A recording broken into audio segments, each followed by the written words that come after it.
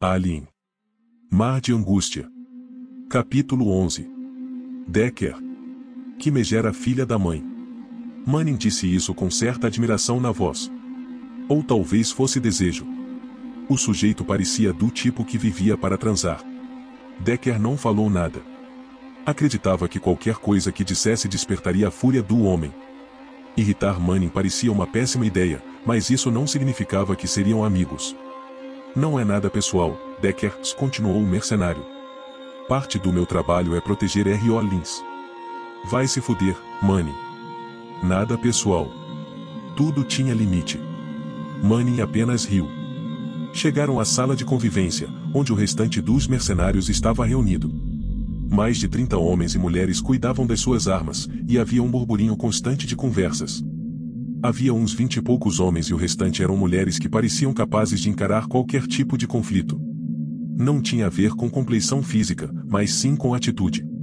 Todos se comportavam como veteranos de guerra. Ninguém usava uniforme, e a maioria vestia roupas surradas e confortáveis. Todos olharam quando Decker e Manning entraram, e o murmúrio silenciou. O mercenário falou primeiro. Pessoal, este é Alan Decker. Ele vai trabalhar conosco no planeta. Tratem-no com respeito e vai ficar tudo bem. Olhou com firmeza para o garoto ruivo magricela. Isso vale para você também, Garth.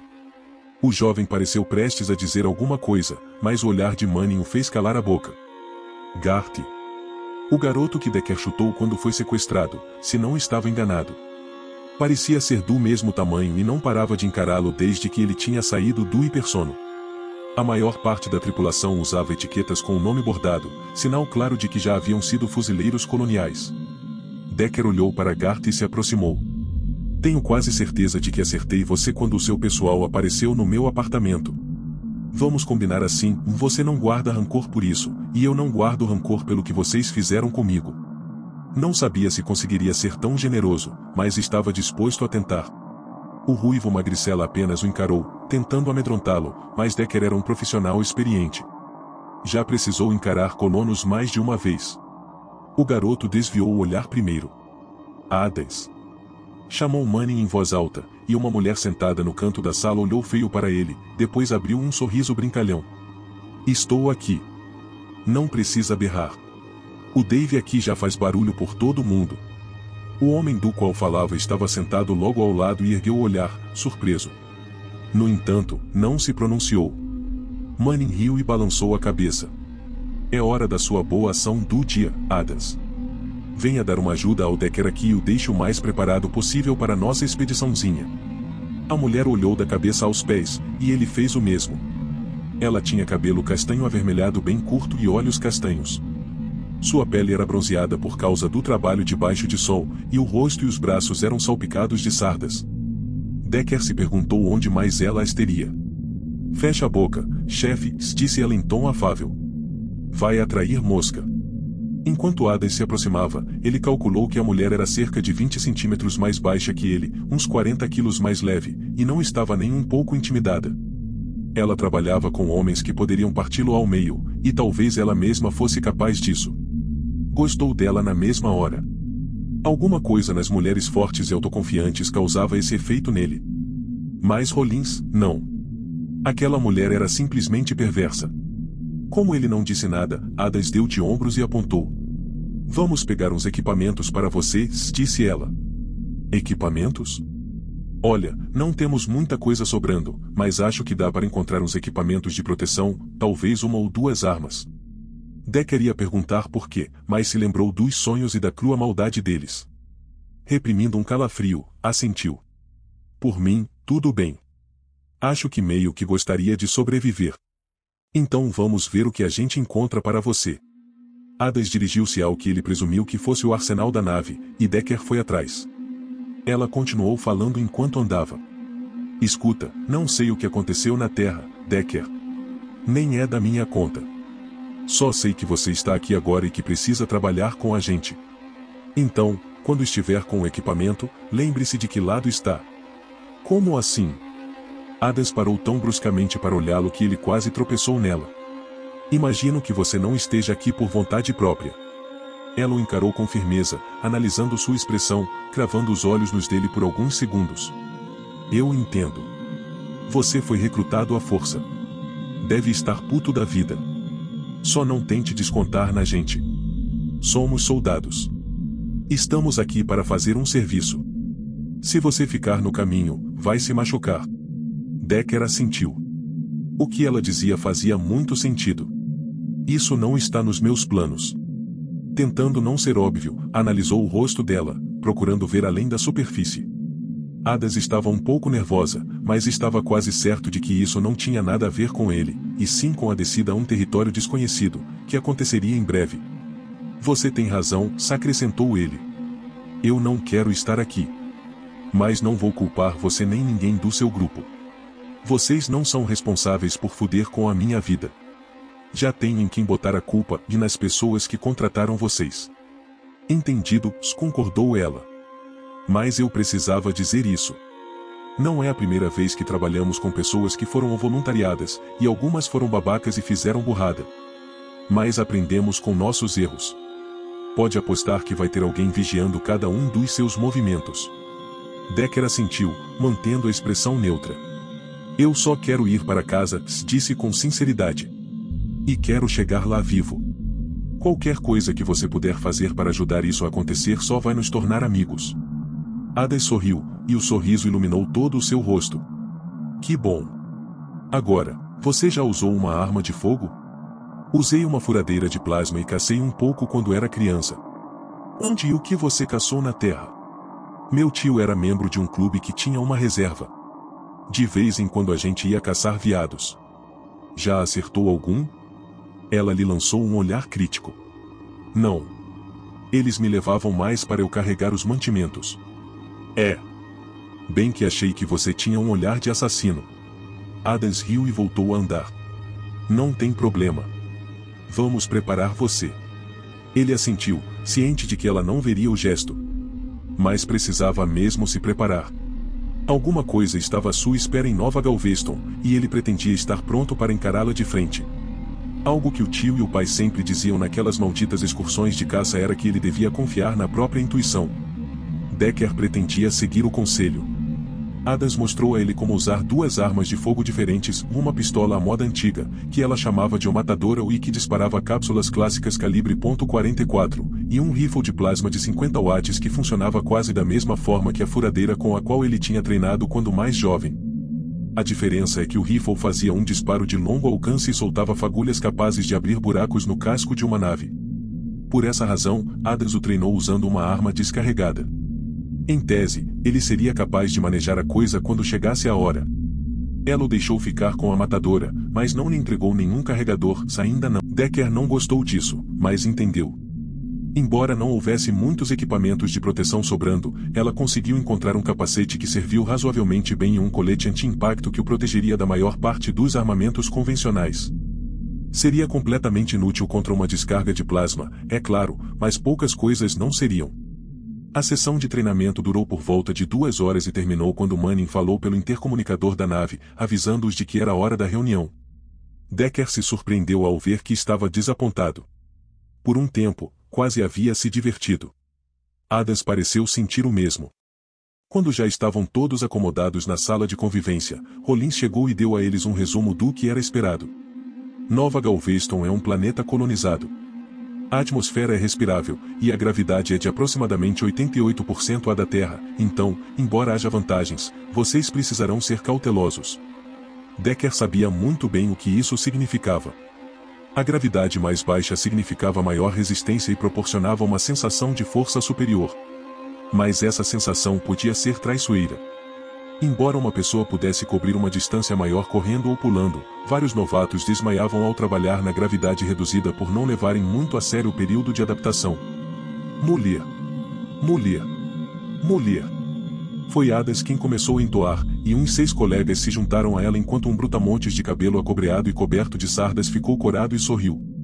A julgar pelos assobios e risos, ele provavelmente já havia desmaiado, e os outros não o deixariam esquecer.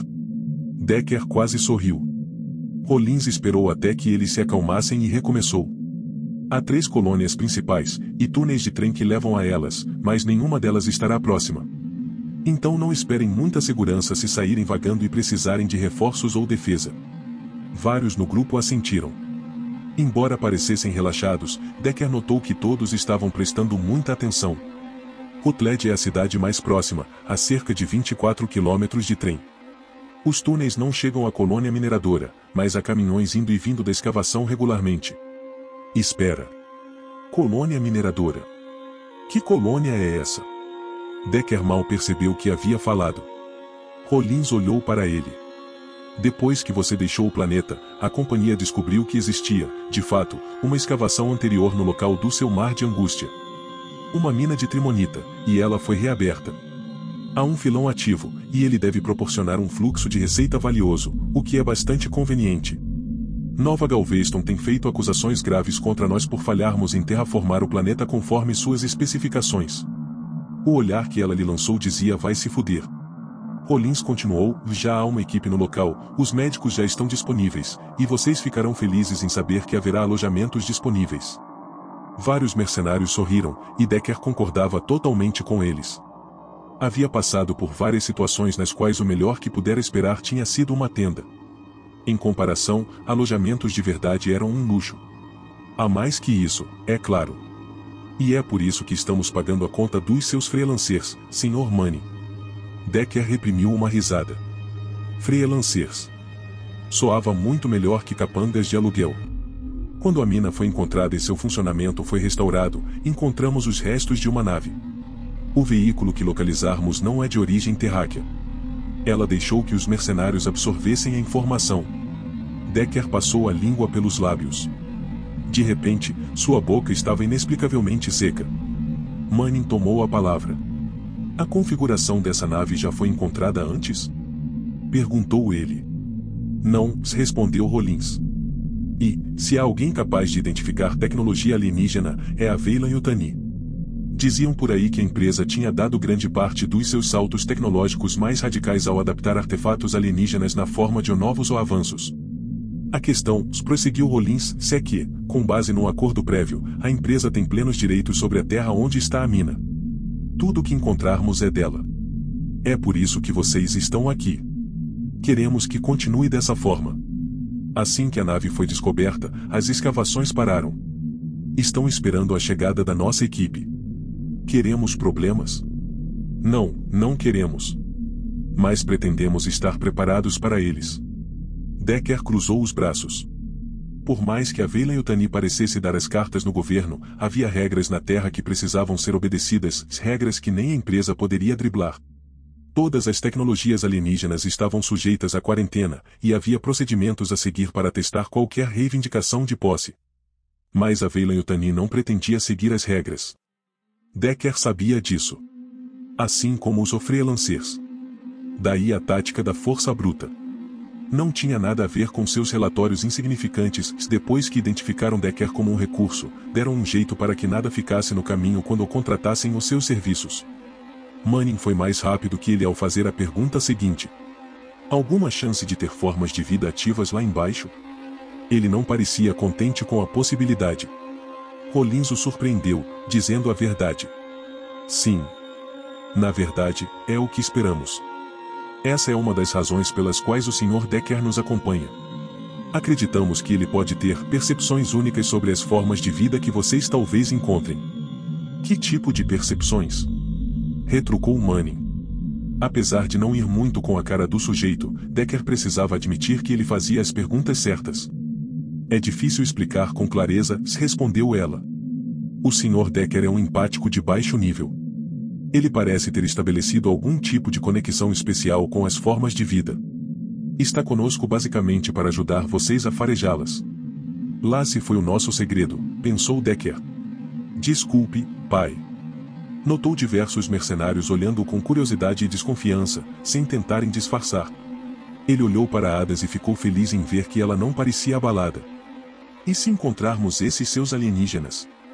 Indagou Manning. O que fazemos com eles? Rollins olhou para todos com uma expressão séria. Vocês conhecem o procedimento, se explicou, em tom prático. Queremos amostras de quaisquer tecnologias que encontrarem, mas a prioridade são as formas de vida. Queremos os aliens, e os queremos com vida. Cada um de vocês tem acesso a um arquivo com informações. O arquivo pertence a Weyland-Yutani e é considerado confidencial.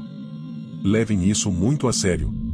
Não tentem copiar as informações, pois elas estão fortemente protegidas por códigos. Seu acesso a elas termina quando saírem da Qianjia. Algumas das informações foram editadas. O arquivo contém estritamente o que vocês precisam saber e inclui tudo o que descobrimos sobre a forma de vida alienígena Xenomorfo 2121 nos 260 anos que passamos tentando capturar uma delas. A atitude durona de Rollins não intimidou Manning nem um pouco. Ele a encarou com a mesma firmeza. O que vocês sabem sobre essas coisas? Insistiu ele. São perigosas? É bem provável, admitiu ela. E vocês são profissionais altamente treinados que cobram taxas exorbitantes, certo? Somos, sim. Mas isso não quer dizer que vamos fazer tudo às cegas. Por isso vou perguntar de novo, o que vocês sabem sobre essas coisas? Ela passou um tempo fitando o homem, as feições insondáveis.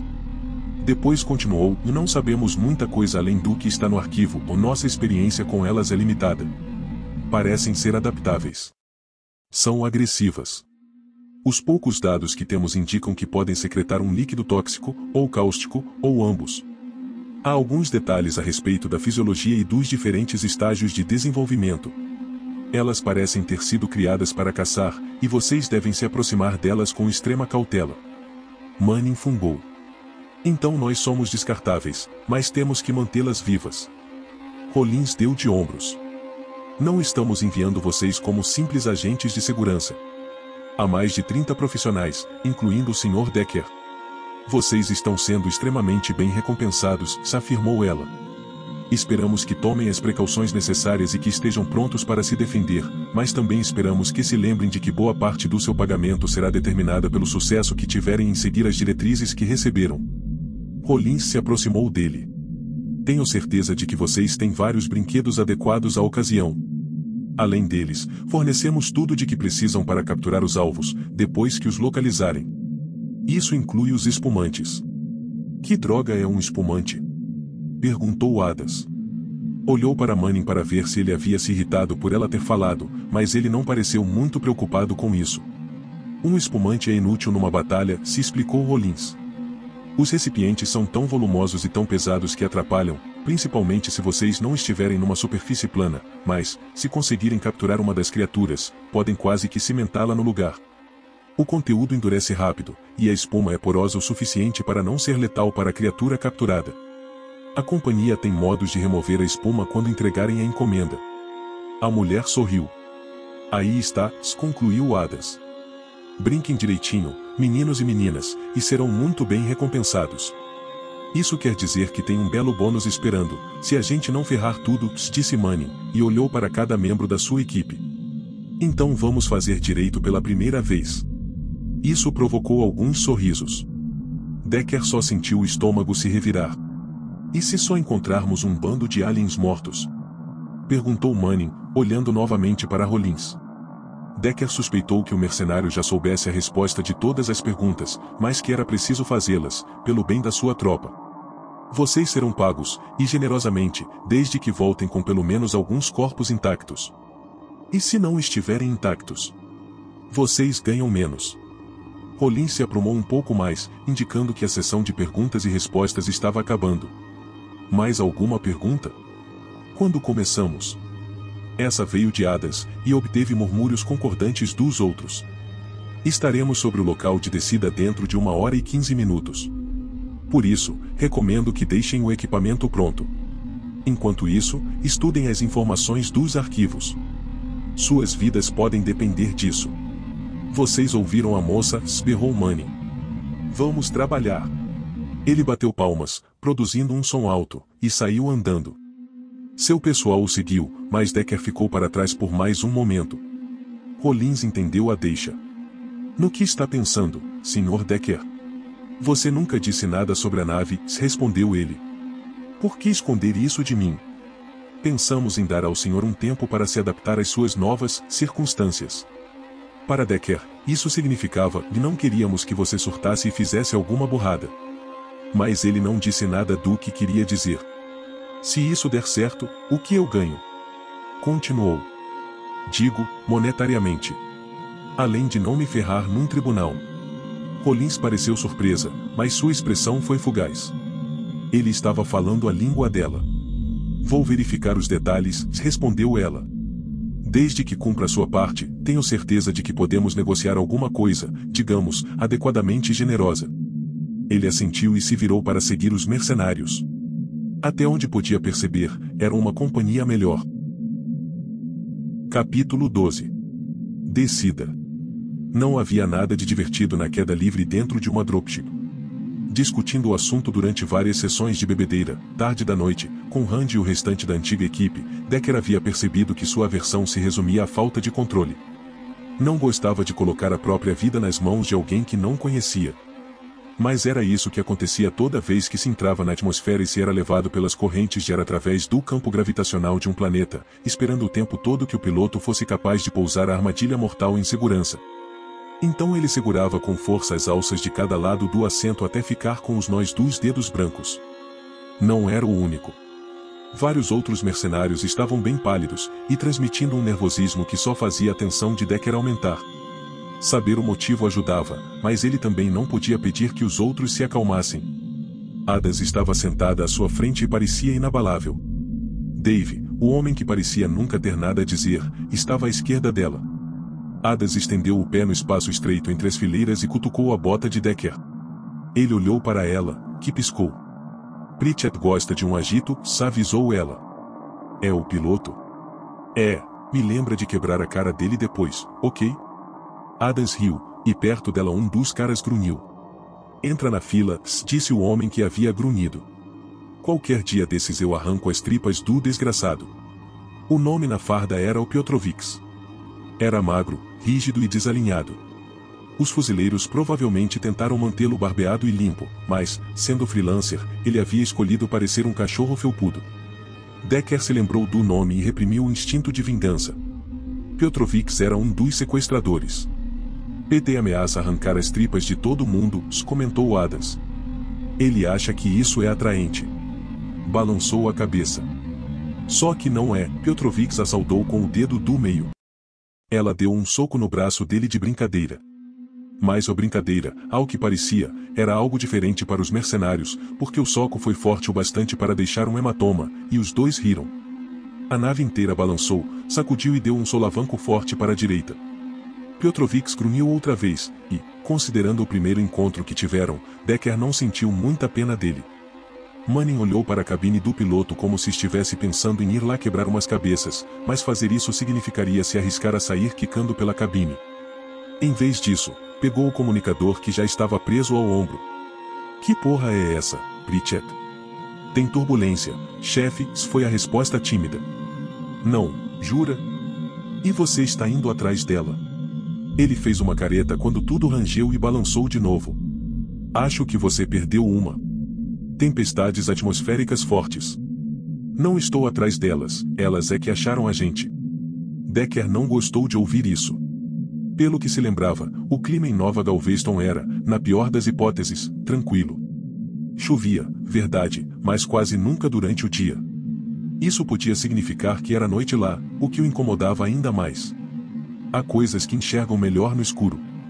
Fez uma careta diante da lembrança. Não precisava fazer isso consigo mesmo. Já tinha merda suficiente na cabeça. Muita merda. Pouco depois, a turbulência se abrandou, e as pessoas ao redor dele relaxaram um pouco. Piotrovics balançou a cabeça. Sério. Preciso dar um jeito nesse cara. Bom, ele disse que havia tempestades, interveio Decker. Parece que, não importa aonde a gente vá, ele encontra o pior clima. Ninguém tem tanto azar o tempo todo. Ah, não?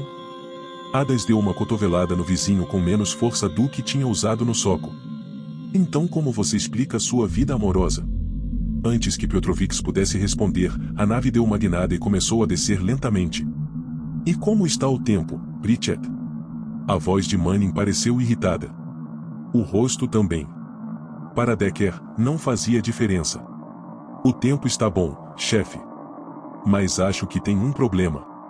Que tipo de problema? O líder dos mercenários franziu a testa ainda mais, e o rosto anguloso pareceu feito de pedra. Estou mandando saudações e não recebo resposta alguma. Acha que é a tempestade? Negativo. Estou captando sinais comerciais, mas nada vindo do lugar onde vamos pousar. Vai ver, o clima ferrou a comunicação deles. Ou, talvez, não tenha sido exatamente uma tempestade. Pela voz, Pritchett se sentia culpado. Adams riu. Mulher deu socos no ar, mas sorriu ao fazer isso. Dave não disse nada. Petrovix resmungou algo sobre matar. Falamos sobre isso depois, disse Manning. Por enquanto, só faça o pouso e a gente vê o que encontra. Pritchett aterrissou com suavidade, e, de fato, era noite. Enquanto desembarcavam, o ar estava fresco e agradável, ainda que um pouco úmido. Andara chovendo, e o mar de Angústia era um terreno plano feito de escuridão. Várias pessoas saíram para recebê-los. Entre elas estava Lucas Handy, com uma expressão meio lerda de choque na cara de Bulldog, que depois se iluminou com um sorriso cheio de entusiasmo. Antes que Decker pudesse fazer qualquer coisa, o homem robusto o segurou num abraço de urso e o ergueu do chão com facilidade. Bom te ver, cara. Alan sentiu uma onda de afeição atravessá-lo. Não havia percebido como gostava de Handy até vê-lo de novo. Eles sempre trabalharam bem juntos, mas às vezes Decker se esquecia disso. Tendia a esquecer tudo que não fosse trabalho, na maioria das vezes. Era mais fácil assim. Os mercenários fizeram alguns comentários sarcásticos, mas Decker os ignorou e saiu andando com o amigo. O que está acontecendo aqui, Luke? Tá rolando de tudo, cara. Ele balançou a cabeça e apontou para um trecho escuro na longa extensão de areia. Uma silhueta definia claramente os contornos de um barracão com sé, iluminado por algumas lâmpadas no chão, e nada mais. Você se lembra da Trimonita? Não foi por acaso. Tinha um monte. Pelo jeito, é um filão muito grande, e, mesmo que você tenha irritado muita gente, seu relatório levou a empresa de volta à mina que costumava ter aqui. Assim que nós descemos, encontramos os antigos poços. Já começaram a extrair a Trimonita. O processamento vai ter que ser feito fora do planeta, é claro. Libera toxinas demais. Vocês encontraram os poços originais da mina? Para eles, os túneis são escuros, encontramos, mas ninguém sabe aonde eles levam, respondeu Handy. Parece que houve algum tipo de desabamento, e eles concluíram que a mina não era viável. Daí, os registros sumiram. Decker tinha suas dúvidas sobre isso, era conveniente demais. O pessoal da Weyland-Yutani diz que nem sabia que a empresa já teve uma mina aqui até você acusá-los de negligência. Luke o olhou de esguelha. Como está sendo para você? Toda vez que eles entraram em contato, pareceram bastante irritados. Estamos chegando a um acordo. Não podia contar a verdade a Handy. Dizer a verdade já havia lhe custado demais. De jeito nenhum envolveria mais alguém naquele problema. Que bom. Handy sorriu. Para ser sincero, eles estão sendo bem tranquilos em relação a esse assunto. Quero dizer, com as taxas de consultoria e tudo mais. Taxas de consultoria? Fomos mantidos como consultores. Bom, alguns de nós. Alguns membros da equipe já partiram para a próxima, mas o pessoal com conhecimento técnico foi contratado como subempreiteiro. Decker olhou para o amigo e franziu a testa. Havia algo de estranho naquilo. Antes que pudesse comentar, porém, Manning chamou sua atenção com um berro. Ele se virou para o grupo principal, e o líder dos mercenários gesticulou para ele. Temos uma reunião, Sr. Decker. Se tiver espaço na sua agenda cheia. Vamos logo com isso. 10 minutos depois, encontravam-se acomodados no hangar pré-fabricado grande o bastante para guardar várias retroescavadeiras e brocas. A maior parte da área estava tomada por máquinas imensas e silenciosas, mas em um canto havia mesas, cadeiras e uma máquina de café. Graças a Deus, pensou Decker, indo direto até ela. Os mercenários encheram as xícaras antes que a discussão começasse. O grupo incluía todos os mercenários, muitos dos homens com quem ele havia trabalhado no projeto de colonização e alguns membros da equipe mineradora. Um homem da Weyland-Yutani chamado Ailis olhou para cada um e meneou a cabeça, parecendo satisfeito. Tinha o ar de um burocrata com um quê de ditador, um tanto baixo, um tanto redondo nos quadris e tentando desesperadamente cobrir a área calva que crescia no topo da cabeça. Rollins me deu um resumo completo do que discutiu com vocês, mas as informações dela estavam desatualizadas, avisou ele, dirigindo-se aos recém-chegados. Retomamos nossos trabalhos de mineração. Hoje mesmo fizemos novas descobertas no local de escavação e na nave soterrada. Esperou alguns segundos, durante os quais Adams se acomodou à direita de Decker e tomou um gole de café. Ele tentou ser discreto ao olhar para ela. Então, a situação é a seguinte, continuou Ailis, e até onde podemos ver, estávamos enganados a respeito da nave e dos seus ocupantes. Como assim? A pergunta veio de um dos mercenários, um brutamonte chamado Cresel, de cabelo castanho acinzentado e um bigode que deixaria uma morsa com inveja. Calou a boca logo em seguida, fuzilado pelo olhar de Manning. Bom, de início acreditamos que a nave devia ter caído no planeta muito tempo atrás. Estamos falando de mais de 1000 anos, embora seja difícil precisar.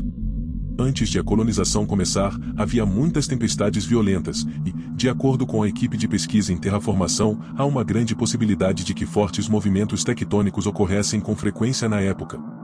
Nenhuma novidade até ali, já que Decker tinha participado da criação desse relatório. Então podem ser algumas centenas de anos ou podem ser mais de 1000.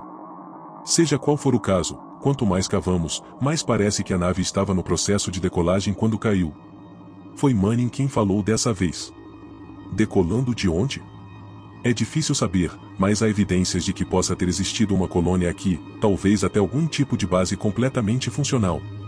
Ele sorriu, tenso. Isso quer dizer que as tecnologias que esperávamos encontrar podem ser muito mais avançadas do que imaginávamos. Parou para olhar ao redor, para todo o grupo. Por isso, podem esperar um nível de segurança elevado. E, dependendo do que encontrarem, também podem esperar pagamentos bem maiores. Antes que qualquer um tivesse a chance de falar, Ailis continuou, a partir deste momento, ninguém vai à cidade. Ninguém pega os caminhões nem os trens. Todas as comunicações estão inteiramente suspensas. Estamos falando de uma descoberta que pode ser maior que qualquer coisa em que já esbarramos desde o primeiro contato com os arcurianos. Conversas irromperam pelo grupo, e Decker sentiu uma súbita onda de entusiasmo. Os arcurianos foram a primeira espécie alienígena que a humanidade havia encontrado, e aqueles contatos iniciais marcaram um momento decisivo para a raça humana. Especialmente para entidades comerciais como a Veylan e o Tani. As pesquisas e o desenvolvimento floresceram, e a maior parte dos recursos da empresa tinha sido investida na criação de novas tecnologias. A intensidade das reações o surpreendeu, se euforia misturada à inconfundível ganância. Ao que parecia, várias pessoas esperavam ficar muito ricas com essa expedição. Decker balançou a cabeça para livrá-la do fluxo de emoções. Essa é provavelmente uma má ideia, nos isolar do resto do planeta, comentou ele. Se encontrarmos criaturas vivas lá embaixo, pelo que pude perceber, elas não vão nos receber de braços abertos. As coisas podem dar muito errado, muito rápido, e não vamos ter nenhum apoio. Alguns mercenários bufaram, desdenhosos, e Rollins se voltou para ele. Foi exatamente por isso que trouxemos este grupo de freelancers muito competentes, Sr. Decker, declarou ela, agradando a multidão. Temos certeza de que eles estarão à altura da tarefa e lidarão com qualquer eventualidade. Os mercenários murmuraram, concordando, e Decker ficou em silêncio. Ailis voltou a falar. Então amanhã será um dia de trabalho normal, pessoal, disse ele aos mineradores. Mas, antes que alguém vá a qualquer lugar que ainda não tenha sido explorado, o Sr. Manning e sua equipe vão entrar para examinar tudo. Afastem-se e deem espaço para eles fazerem seu trabalho. Isso gerou novas reações, mas nem todos pareciam satisfeitos. Decker fez um esforço consciente para afastar as sensações, era como ir fechando os olhos até deixá-los semiabertos. Os sentimentos ainda estavam lá, mas não tão intensos. Rand olhava para ele, intrigado. Decker não precisava ler mentes para entender que o amigo estava se perguntando quanto ele sabia. Mas nenhum dos dois falou, haveria tempo para isso depois. Talvez. As pessoas se separaram em pequenos grupos, e o maior deles se reuniu ao redor de Ailis. Alguns dos mais insatisfeitos, todos mineradores e subempreiteiros, o pressionavam, pedindo mais informações. Algumas vozes se ergueram, e ele levantou as mãos numa tentativa de acalmá-los. Enquanto digeria o que tinha sido dito, Decker percebeu que divagava. Como a maioria das pessoas, era fascinado pela ideia de haver outras espécies alienígenas. Enquanto a raça humana avançava mais e mais por entre as estrelas, novas colônias proliferavam e lhe forneciam o pão de cada dia. Mas ele nunca havia encontrado evidência de seres extraterrestres, não pessoalmente. Mas, dessa vez, mesmo se não conseguisse localizar qualquer coisa viva, poderia ver os restos de uma nave alienígena em primeira mão. Por mais empolgante que a ideia fosse, também o enchia de pavor. Dedos fortes seguram o rosto macio que sufoca e solta o ar, desesperado. Decker tentou afastar o pensamento. Dedos, não. Pernas. Mãos, não, coisa pior. Como se estivesse lendo a mente dele, Ada se aproximou e disse, e nunca vi nada alienígena. Isso vai ser sensacional. Espero mesmo que sim. Ele sabia que deveria parecer mais entusiasmado, mas aquela sensação estranha não o abandonava. Escuridão, dentes, um sibilo baixo e o raspar de garras. As imagens não paravam, lampejos que não faziam sentido, vindos de outro lugar e tentando se alojar em sua mente. Era aquela conhecida sensação outra vez, de que algo estava solta, procurando por ele. Não uma presa qualquer, mas ele. Decker afastou os pensamentos e voltou a se concentrar, mas não adiantou. O mal-estar devia estar estampado em seu rosto. O olhar que Adas lançou para ele não foi sutil. Caramba, Decker. Você está precisando transar tanto quanto eu. Isso, sim, funcionou. Por um momento, pelo menos, a ideia de ser perseguido se esvaiu da sua mente.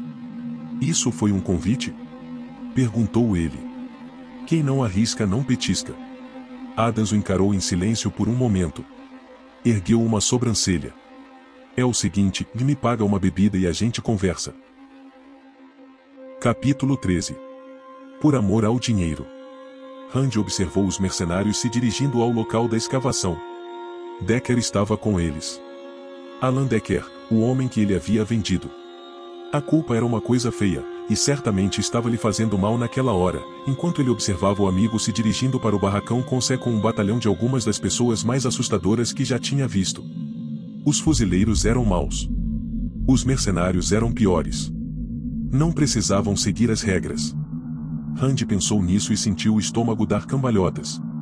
Se Decker soubesse o que ele havia feito, como o tinha vendido por dinheiro, bom, talvez os mercenários ainda embolsassem uma grana extra. Pensou Rand, era melhor ficar de olho aberto enquanto eles estivessem por perto.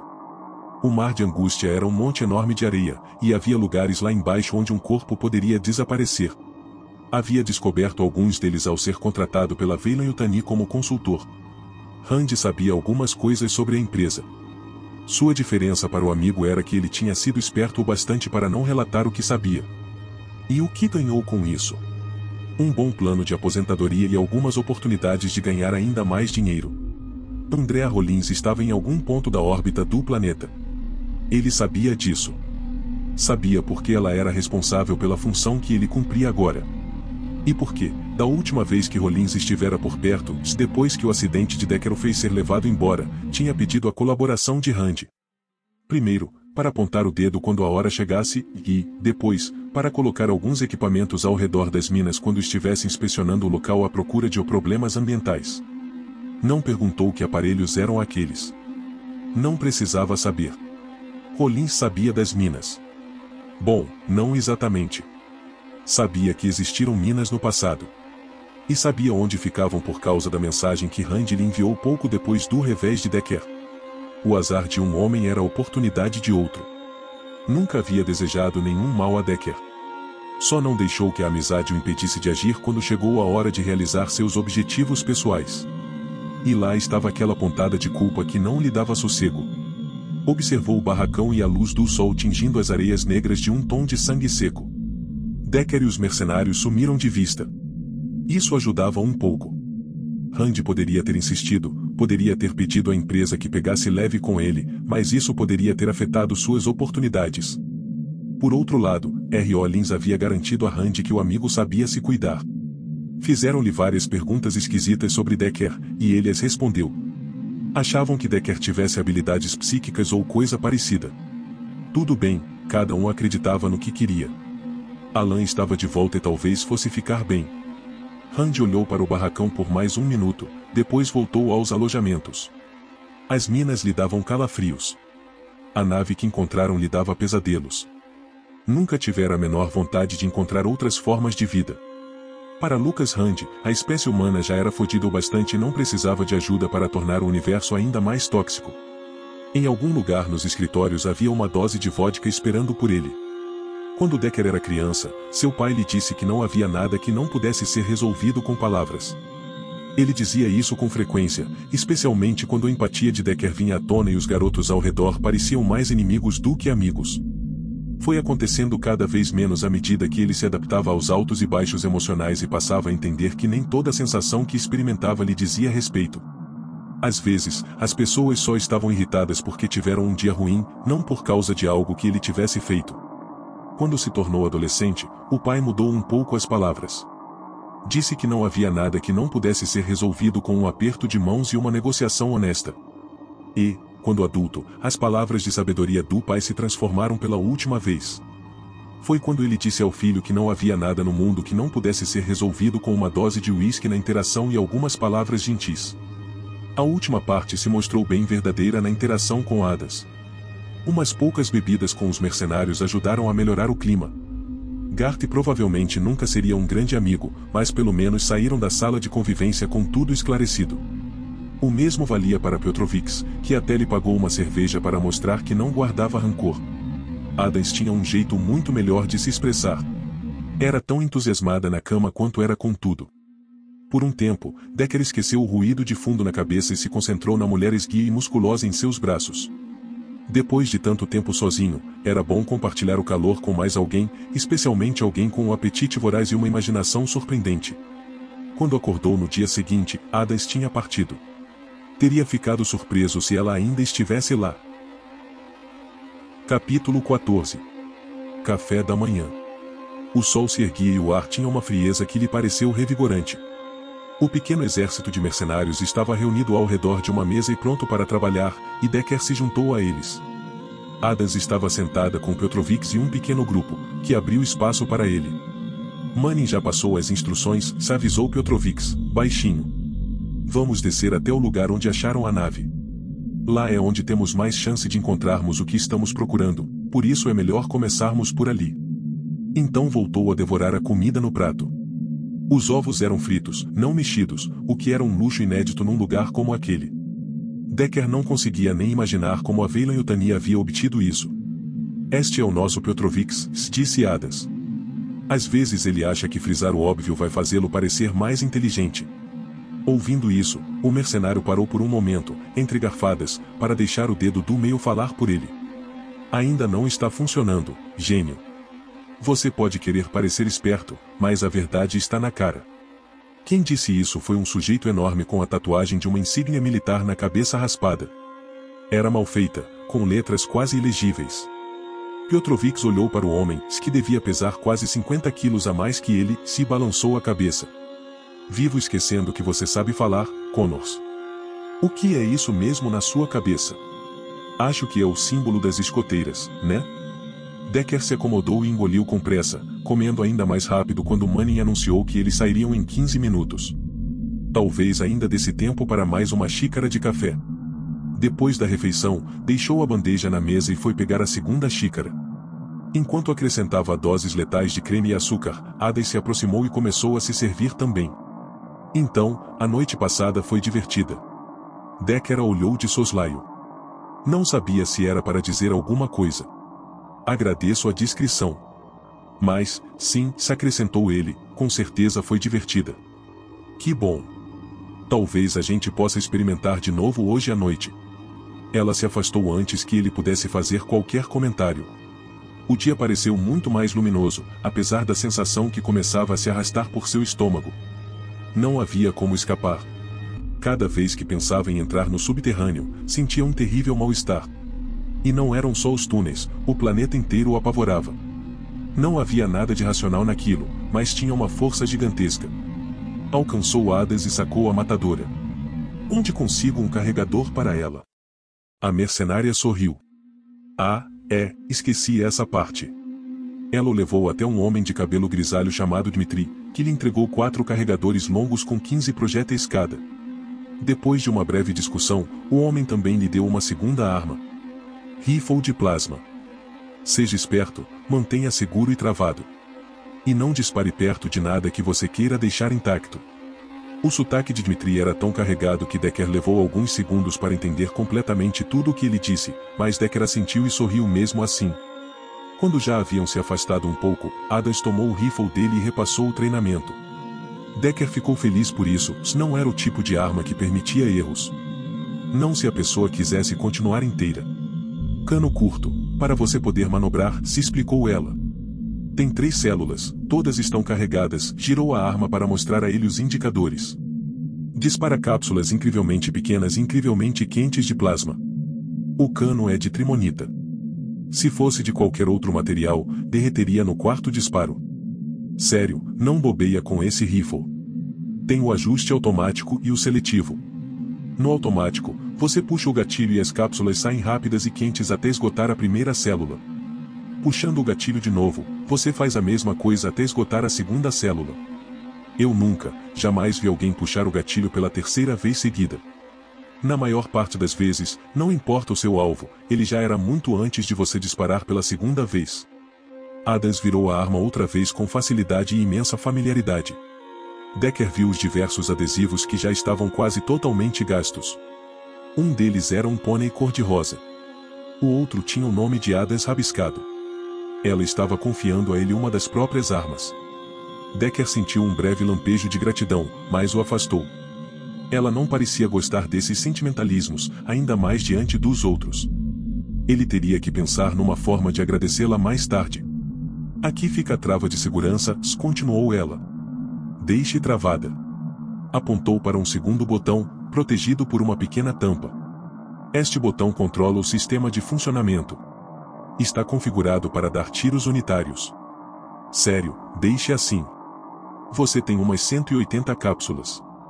Se ficar no automático, vai destruir qualquer coisa em que mire, mas a munição não vai durar. Entendeu? Cacete, como ela ficava sexy com aquele olhar sério e um rifle nas mãos. Entendi. Que bom. Vamos caçar uns insetos. Insetos? A palavra evocou imagens que percorreram sua mente e gelaram sua espinha. Insetos, repetiu ela, olhando-o com uma expressão estranha. Você leu as informações? Insetos. Essas porras são sinistras. Além disso, de que outro jeito você vai chamar os alienígenas? Já viu um alien fofinho e peludinho? Você já fez esse tipo de coisa antes? Adams balançou a cabeça, negando, e sorriu. Bom, a não ser que uns roedores nativos contêm, respondeu. Mas tudo tem uma primeira vez. Eu caço qualquer coisa, desde que tenha dinheiro na jogada. Ela olhou o rifle de plasma e o devolveu para ele. O máximo que essa gracinha já fez foi explodir uns bichos do tamanho da minha mão. Ah, é? Quando atirei foi aquela gritaria. Quem gritou, você ou os bichos? Provavelmente os dois. Ela caminhou a passos largos em direção à saída e ele a seguiu, sem saber se estava falando sério. Muitos dos freelancers pareciam mais fuzileiros quando estavam totalmente equipados e prontos para o trabalho. Para Decker, a maior diferença entre os dois grupos foi que os mercenários pareciam levar o serviço um pouco mais a sério do que alguns fuzileiros que ele havia conhecido. Mas, até aí, normalmente esbarrava nos militares quando eles estavam de folga, prontos para uma ou duas bebidas. Decker e os outros atravessaram em grupo a areia compactada, que cedeu sob os pés enquanto seguiam rumo ao poço distante. Ele não gostou da sensação, e por um momento pensou ter sentido uma dor na perna. O barracão Consa era a única estrutura à vista, e havia pouca coisa em volta, exceto as evidências da construção de montes de areia que foram empurrados até formar uma colina e depois lentamente aplainados, ou alguns equipamentos pesados que pareciam dinossauros metálicos agonizando no meio de um vasto nada, áreas que foram demarcadas e nunca chegaram a ser totalmente pavimentadas. Tudo tinha acontecido rápido demais, como ele vira em diversos outros lugares, havia atividade demais e pouco resultado. Esperaram por um bom tempo do lado de fora do barracão até as portas se abrirem para eles. O Ailis aguardava lá dentro, com 3 outras pessoas em trajes próprios para suportar o ambiente hostil. O interior era iluminado por lâmpadas de forte luz branca que quase superavam o sol, um leve exagero, com certeza, mas havia muitos equipamentos projetando sombras, assomando ao redor deles e fazendo Decker se sentir nitidamente acuado. O Ailis e Manning conversaram em voz baixa enquanto todos entravam. Os mercenários ocuparam a maior parte do espaço livre na área, deixando Decker vagamente claustrofóbico. Depois que todos entraram, Manning os convocou mais uma vez, e eles se dirigiram ao poço. Era difícil não ver. O que não tinha sido feito do lado de fora era contrabalanceado pelo que fora realizado dentro do lugar. A plataforma do elevador era enorme, grande o bastante para acomodar todos eles e muitos mais. Tinha que ser, pois era assim que a empresa baixava os equipamentos no poço e, com o tempo, tiraria a trimonita. E, como todo equipamento pesado que já tinha visto na vida, aquela porcaria parecia antiga.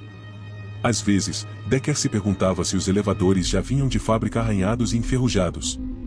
Observou o interior do barracão à sua volta, tentando substituir por curiosidade a ansiedade que tentava inundá-lo.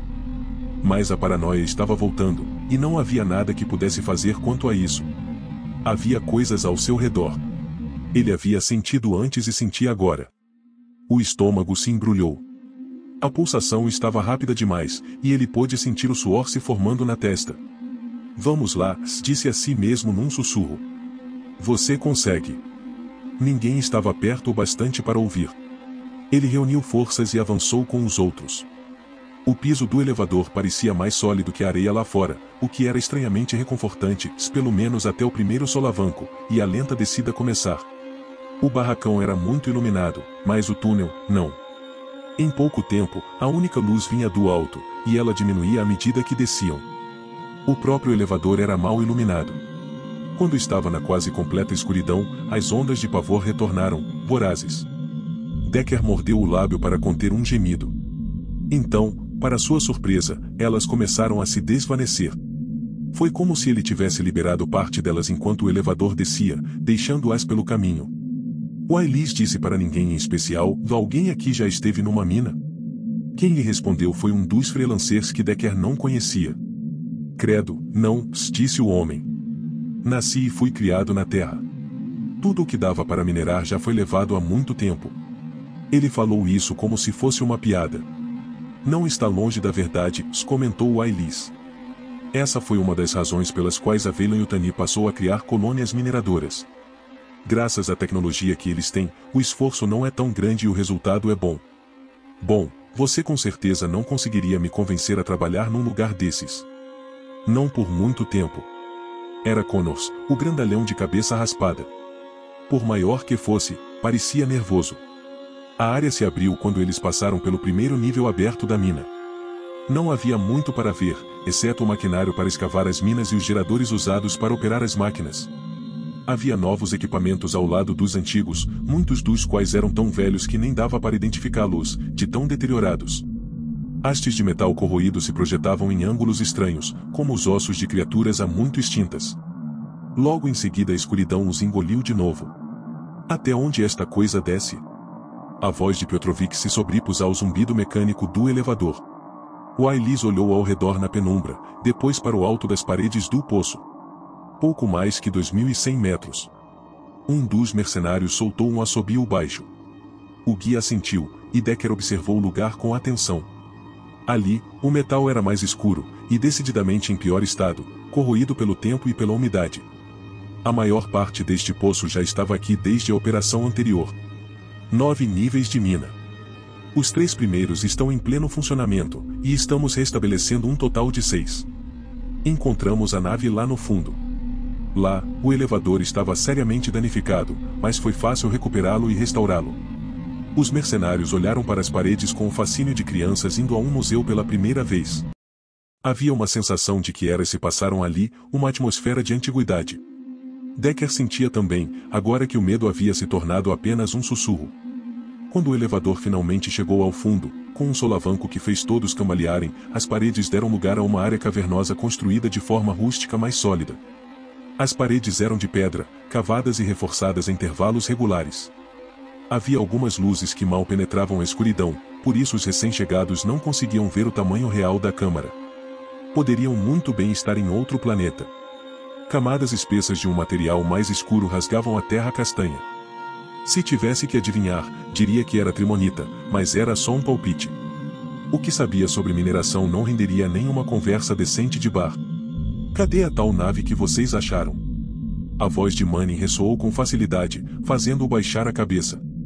Por aqui, respondeu Ailis, apontando para as sombras. Algum de vocês já esteve num veículo alienígena? Ninguém havia estado, nem mesmo Manning. Ailis assentiu, como se essa fosse a resposta que esperava. Bom, então isso com certeza vai impressionar vocês. Foi até um caminhão velho e funcional que tinha uma plataforma larga e plana na traseira, grande o bastante para carregar diversos contêineres de minério. Enquanto ele se acomodava no assento do motorista, Manning ficou com o do passageiro, e o restante subiu na plataforma. Ficou apertado, e o caminhão balançava enquanto subiam. O motor foi ligado com um ronco que surpreendeu a todos, e o veículo deu um tranco, começando a se mover e fazendo com que todos se agarrassem a quaisquer apoios que pudessem encontrar, incluindo uns aos outros. Com a claridade dos faróis amarelos, puderam ver um caminho já muito usado de terra compactada. Uns 5 minutos depois, estavam diante de uma evidência de vida alienígena. Capítulo 15. A nave. Antes mesmo que vissem a nave, passaram por montes intermináveis de materiais de construção. Havia caixas e mais caixas de peças para montagem de andaimes, pisos de mezanino e suportes de metal para construir as plataformas de que precisariam para examinar o que fosse encontrado. Os materiais formavam pilhas de até 2 metros de altura em alguns pontos, e bloqueavam boa parte do caminho até o local da escavação.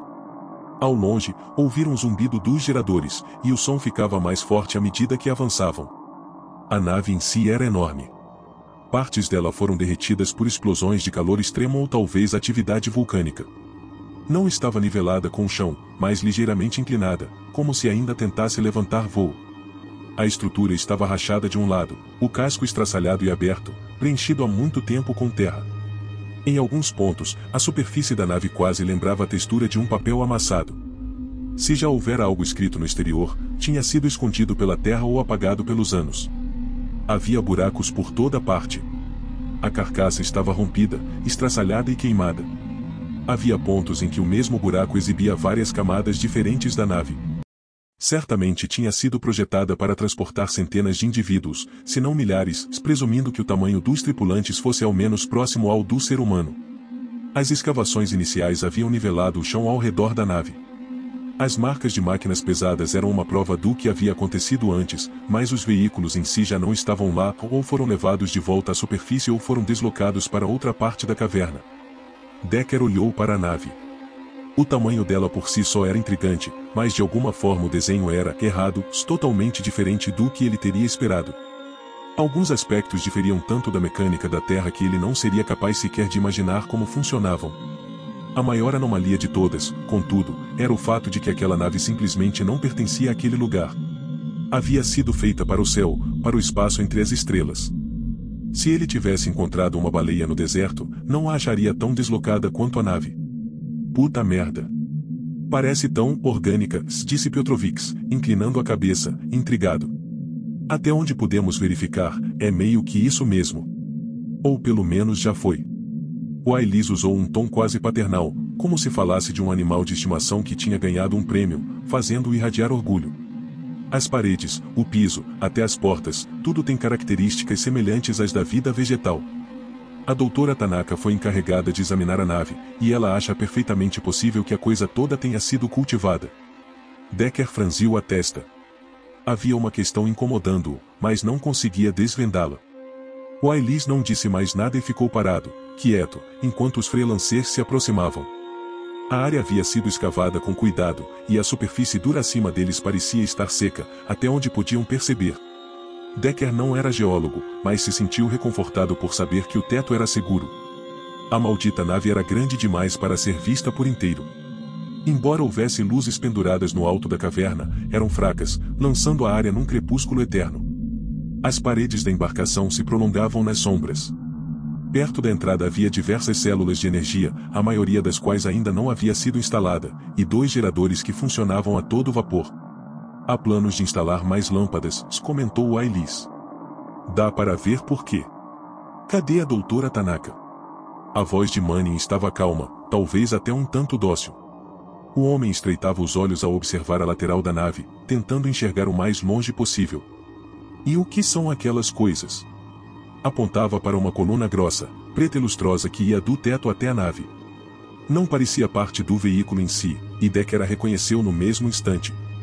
Era o mesmo tipo de material que havia desabado com ele, perfurado e quase arrancado sua perna em sua última visita ao planeta. O estômago se revirou de novo, mas dessa vez por razões completamente diferentes. Não era medo, apenas a lembrança da dor e do ataque súbito que havia lhe causado convulsões. Você está bem? Hades pareceu preocupada, e colocou a mão em sua testa.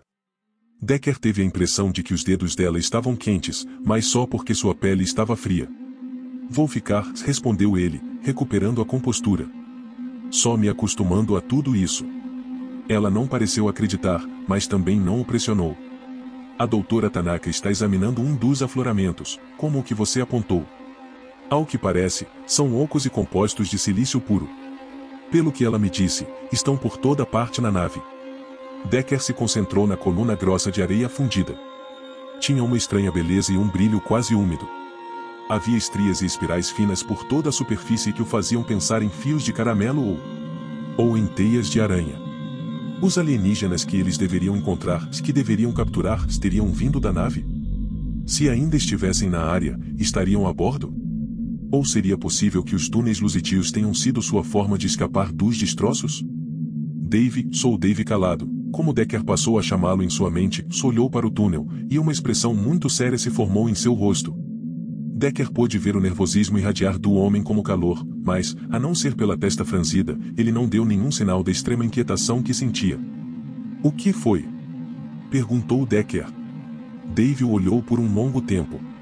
Os xenomorfos. Tinha alguma coisa sobre eles prenderem os hospedeiros.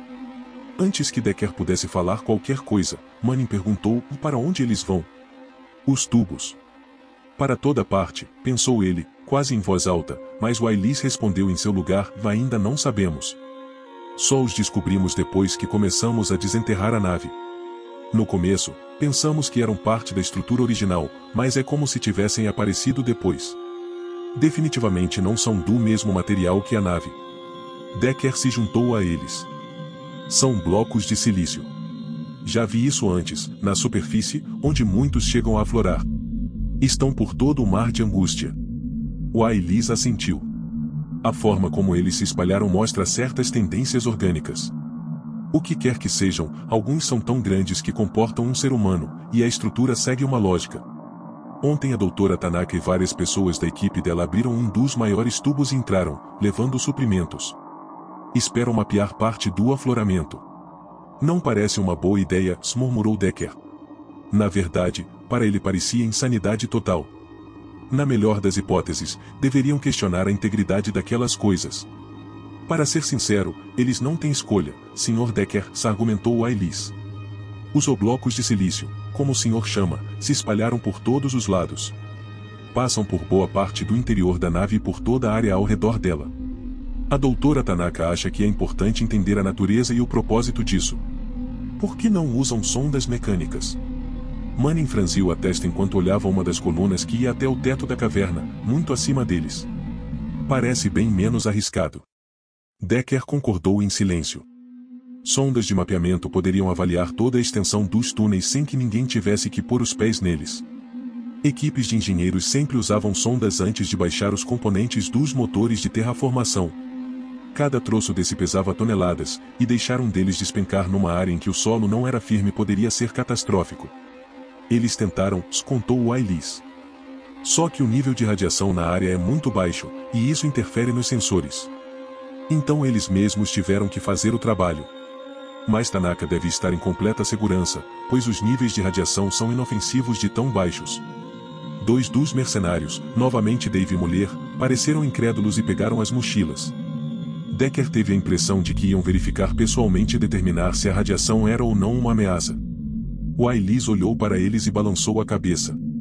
Não precisam se preocupar. Acreditem, eu não estaria aqui se isso ameaçasse a saúde de alguém. Então sorriu, tentando descontrair. Gosto demais de mim mesmo para me arriscar aqui. Ninguém riu. A radiação não parece afetar a comunicação, continuou ele, quanto mais longe estivermos da nave, menos radiação encontraremos. É possível que a fonte da interferência seja os próprios destroços. De todo modo, enquanto Tanaka se concentra nos tubos, o Dr. Silas explora o outro lado da nave. Ao que parece, esse veículo sofreu vários danos quando caiu aqui, há muito tempo, e ele acha que pode descobrir o que causou a queda. Ninguém entrou ainda? Manning olhou para um buraco na lateral da nave. Era muito antigo, e havia sinais de que haviam tentado retirar uma boa quantidade de terra do interior. Ah, eles entraram, mas não conseguiram ir muito longe. Há muitos danos, talvez causados pelo fogo ou por alguma outra coisa. E parece que algumas das paredes internas foram derretidas. Então, a gente tem que entrar na nave sem a mínima ideia do que vai encontrar e sem apoio? Questionou uma mercenária. Decker gostou dela na mesma hora, tinha cérebro. Alguns dos outros murmuraram, concordando.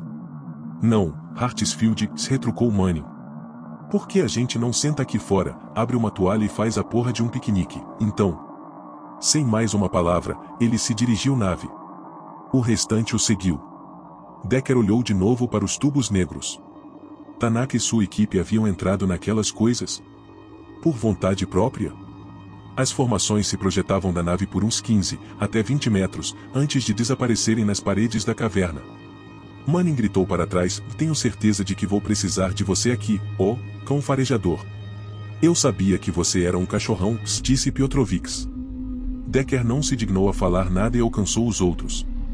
Seu nervosismo estava sob controle, mas isso não o impediu de pensar que estavam fazendo tudo rápido demais. Sério, Manning, não gosto deste lugar. Acho melhor irmos devagar e com cuidado. O líder dos mercenários fez uma careta. Não dou a mínima para o que você acha ou deixa de achar, Decker. Só faz o seu trabalho. Não vem surtar comigo. Entendeu? Entendi. A terra havia sido amontoada contra a nave, e uma rampa de tábuas e pranchas de metal levava a um buraco na lateral. A abertura era grande o bastante para eles poderem ver os andares que não conseguiam alcançar sem escadas ou equipamentos de escalada. Havia peças de andaimes empilhadas à esquerda da rampa. Qual será o tamanho dessa coisa? Perguntou Manning a si mesmo. Decker estava prestes a responder quando algo o atingiu com uma força que o fez se encolher. A sensação era tão aguda quanto o nervo exposto num dente quebrado. Tem alguma coisa aqui, anunciou ele. O quê? Manning olhou com firmeza. Onde? Decker fechou os olhos e se concentrou. Foi recompensado pelos esforços com uma sensação de algo rastejando pelo cérebro. De qualquer forma, até mesmo isso era útil. Talvez. Não podia ter certeza, só podia confiar no que os instintos lhe diziam. Acima e à esquerda, indicou ele, apontando para um grande tubo. Tem alguma coisa ali. Não é, fez que não com a cabeça. Não parece nada humano. Foi a melhor descrição que pôde fornecer.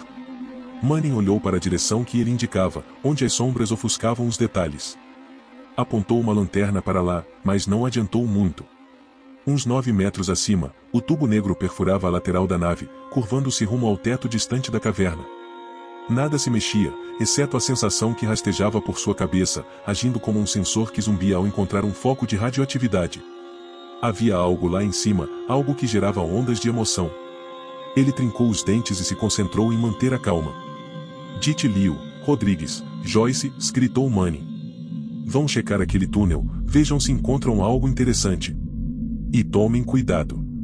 Os 3 mercenários assentiram quando seus nomes foram chamados, e se dirigiram ao casco da nave. O objetivo era um ponto diretamente abaixo de onde o tubo preto e fundido atravessava os destroços da nave. Enquanto avançavam, preparavam as armas.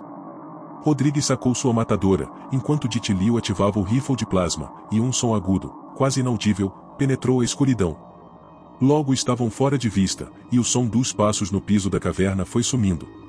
Manning olhou para Decker por um momento. Acha que 3 bastam? Não faço ideia. Seu primeiro impulso foi dizer ou não, mas não tinha um bom motivo para isso. Então conteve a língua. Não? Retrucou Manning. Por que exatamente você está sendo pago como consultor? Quem disse que estou sendo pago? Só estou aqui por causa da paisagem e das comodidades. Então vão se fuder, você e esse seu jeito, acrescentou em silêncio. Manning apenas lançou um olhar severo e se virou para o restante do grupo, berrando ordens e posicionando-os para entrar na vastidão arrasada. Ao seu comando, mais 3 mercenários abriram as mochilas e começaram a montar estações de monitoramento portáteis. Posicionaram-se perto de uma das pilhas de materiais de construção mais próximas, onde poderiam se apoiar e se sentar. Cada um deles segurava uma tela ampla e bem protegida e, enquanto Decker olhava, começaram a sincronizar os sistemas e a incluir os dados de cada um dos mercenários. Uma mulher o chamou, sua identificação na camiseta dizia Perkins. Ela lhe ofereceu uma câmera para o capacete e um adesivo de identificação que era colado diretamente ao antebraço e lia seus sinais vitais. Assim que o Adin foi colocado no lugar, ela verificou os dados na tela e o olhou de modo estranho. Está preocupado? Por quê? Respondeu Decker. Deveria. Sua pulsação está rápida demais. Rápida pra caramba. Ela chamou Manning, os dois se afastaram um pouco e conversaram em voz baixa. Então outro técnico falou. Isso está parecendo perda de tempo, chefe. Era Daisho, o técnico sênior, que apontou para a tela diante de si e depois para outra. Só estamos obtendo dados dos ADs mais próximos, mas nada além de 6 metros. Manning olhou atentamente para as telas, depois falou num headset do próprio capacete. Dite Liu? Está na escuta? Estou, chefe, mas seu sinal não é dos melhores. Algum sinal de problema? Ainda não chegamos à entrada do túnel. Essa porcaria sobe para o exterior da nave. Tem pontos de apoio, e estamos escalando, mas o avanço é lento. Não estamos recebendo nenhum dado dos seus adesivos. Espera aí. Vou ver. Houve silêncio, interrompido pouco depois pela voz de Dite Liu. Estamos todos vivos e usando os ADs. Tudo parece estar funcionando do lado de cá. Wai-Lis ouviu a conversa e se aproximou. É o mesmo que acontece com as sondas, se explicou ele. A interferência. Manning mal notou a presença do homem. Em vez disso, olhou para os técnicos. Perkins, Vati e Shaw operavam os teclados e as telas. Consertem essa merda, ordenou ele. Agora. Shaw meneou a cabeça e respondeu, pode deixar, chefe. Pode ser só um problema de frequência. Vamos avaliar todo o espectro. Manning assentiu e se afastou. Depois de hesitar por um momento, Decker o seguiu. Deu exatamente 7 passos antes que uma onda o invadisse, mais forte que nunca. Aquela sensação de ser observado era pungente, e estava ficando mais poderosa. Merda, tenho que ficar calmo, pensou, em seguida disse, Manning, está piorando. A cabeça tinha de dor. O que está piorando? O mercenário se virou para encará-lo, depois ficou em silêncio por um instante, olhando-o com atenção. Tá, a gente precisa arranjar um sedativo. Você está com cara de quem vai ter um derrame. E gritou, Piotrovics, vem cuidar do nosso convidado aqui. Ele precisa se acalmar. Piotrovics se aproximou e observou Decker com um olhar clínico, depois, olhou para as leituras nas telas. Era fácil descobrir qual era a dele, pois os dados eram radicalmente diferentes dos outros. Fica calmo, colega, disse o mercenário. Não é o fim do mundo, é só uma missão para recuperar os destroços de uma nave. Sua voz era muito tranquilizadora. Vamos conseguir, mas você tem que relaxar. Tirou a mochila das costas, um instante depois, estava preparando uma pequena pistola de injeção. Só um sedativo leve, se explicou. Tomei coisa mais forte quando parei de fumar. Você fumava? Piotrovics sorriu para ele. Eu era jovem e a garota era bonita. Viciei, depois me recuperei. O que você fumava? Bom, não era lícito. Ele aplicou a injeção, que introduziu o líquido na pele de Decker sem usar uma agulha. Doeu bastante, mas em questão de segundos começou a surtir efeito. Decker sentiu que relaxava. Ainda podia se concentrar, mas tinha voltado a respirar. Piotrovics olhou para o monitor e ficou satisfeito. Meu trabalho está feito. Se você começar a se sentir esquisito ou se o efeito passar, vem falar comigo. Arrumou de novo a mochila e a colocou nas costas. Eu sempre carrego as coisas boas. Decker assentiu e voltou a observar a nave, com a mente mais clara e mais calma. Mais calma, porém não completamente calma. Ainda sentia a onda de ódio se irradiar. Até agora, parecia imóvel, e os 3 homens enviados se dirigiam exatamente para lá. Capítulo 16. Matança. A lateral da nave estava empoeirada e cheirava a algo tão velho quanto ela, algo mofado e acre. Ainda assim, Dite Liu sorria ao subir pelo lado e olhar para o túnel à frente. A cada momento ele estava mais perto de ganhar uma tonelada de dinheiro. É claro que isso também o fazia se afastar do restante grupo. Pouco mais de 90 metros os separavam, mas poderiam muito bem ser 2 quilômetros. O formato da caverna alterava o som, às vezes abafando-o, às vezes criando eco. Também estavam com o campo de visão prejudicado. Pilhas de materiais bloqueavam a vista, forçando-o a adivinhar onde estava o restante da equipe. Se precisassem de reforços, teriam que confiar nos headsets. Joyce estava perto dele e olhava para tudo de olhos arregalados. No rosto longo estampava um sorriso que mostrava os dentes tortos. Por que esse sorrisão? Dit Liu tirou sarro do colega. Não estava acostumado a vê-lo tão entusiasmado. Cara, sempre quis ver uma coisa assim, respondeu Joyce. A vida inteira. O quê? Alienígenas? Bom, é lógico. Você não vê como isso é incrível? Incrível bastante para render uma grana preta se a gente fizer tudo direito, disse Dit Liu, e olhou ao redor. Aquele tal de Decker disse que tem uma coisa perigosa aqui em cima. O que será? Espero que seja um daqueles insetos. Quero ver a cara deles. Nossa, sim, disse Joyce. Quero dizer, que bom que estamos armados. Mas não acredito que estamos mesmo aqui. Vendo a prova da existência de alienígenas. Olhando para algo que nenhum outro humano jamais viu. Bom, quase nenhum outro, acrescentou, corrigindo-se. Então deu um tapa na superfície da nave. Tocando em algo que a maioria dos humanos jamais tocou nem nunca vai tocar. Dit Liu se deixou sorrir. O sujeito estava certo. Este era um momento incrível, sobre o qual contaria aos netos um dia. A superfície da vasta nave era curva, e eles escalaram com razoável facilidade, mas o processo se tornou mais difícil quando se aproximaram do túnel de silício. A boa notícia era que alguém havia tentado pendurar lâmpadas ao longo da superfície, e os fios funcionavam relativamente bem como apoio extra, embora parecessem velhos, nenhuma das lâmpadas acendia, várias estavam quebradas e a fiação estava em péssimo estado. Só o clima seco da caverna havia impedido que enferrujassem e se desfizessem. Ele se perguntou se encontrariam um dos alienígenas que a Veylan Yutani os tinha mandado capturar. Sempre havia pensado em estudar xenobiologia, mas uma temporada como fuzileiro colonial o fizera decidir que preferia a vida na orla. Era mais fácil, pagava bem e havia muito com que se distrair. Apoiou-se com os dedos no casco da nave e se impulsionou um pouco mais para cima. Na terra, já estaria suando baldes. Ali, a gravidade mais baixa fazia com que a subida parecesse mais um exercício leve. O rifle de pulsos estava pendurado às costas, e a pistola, ao alcance da mão. Projéteis calibre .50 dariam conta de qualquer problema sério que aparecesse. Embora a nave fosse antiga, o túnel que levava para fora dela era muito, muito mais novo. A superfície parecia quase úmida, mesmo debaixo da camada de poeira, e havia um buraco na lateral, aquele era o destino do trio. Ele tratou de apontar a câmera do capacete para lá e mostrar o máximo que pudesse. Mesmo que não conseguissem receber a imagem no acampamento provisório, a câmera ainda a gravaria. Queria fazer uma cópia para mandar à irmã, que tinha sido inteligente o bastante para terminar a faculdade e trabalhava para Veylan Yutani como xenobióloga forense. Ela ganhava um salário indecente de tão alto. Mas ele transava muito mais. Era tudo uma questão de perspectiva. Está vendo isso? A voz veio da esquerda, por onde Rodrigues vinha subindo. Que merda é essa? A voz de Joyce quase se perdeu na área cavernosa. Era um homem de fala mansa.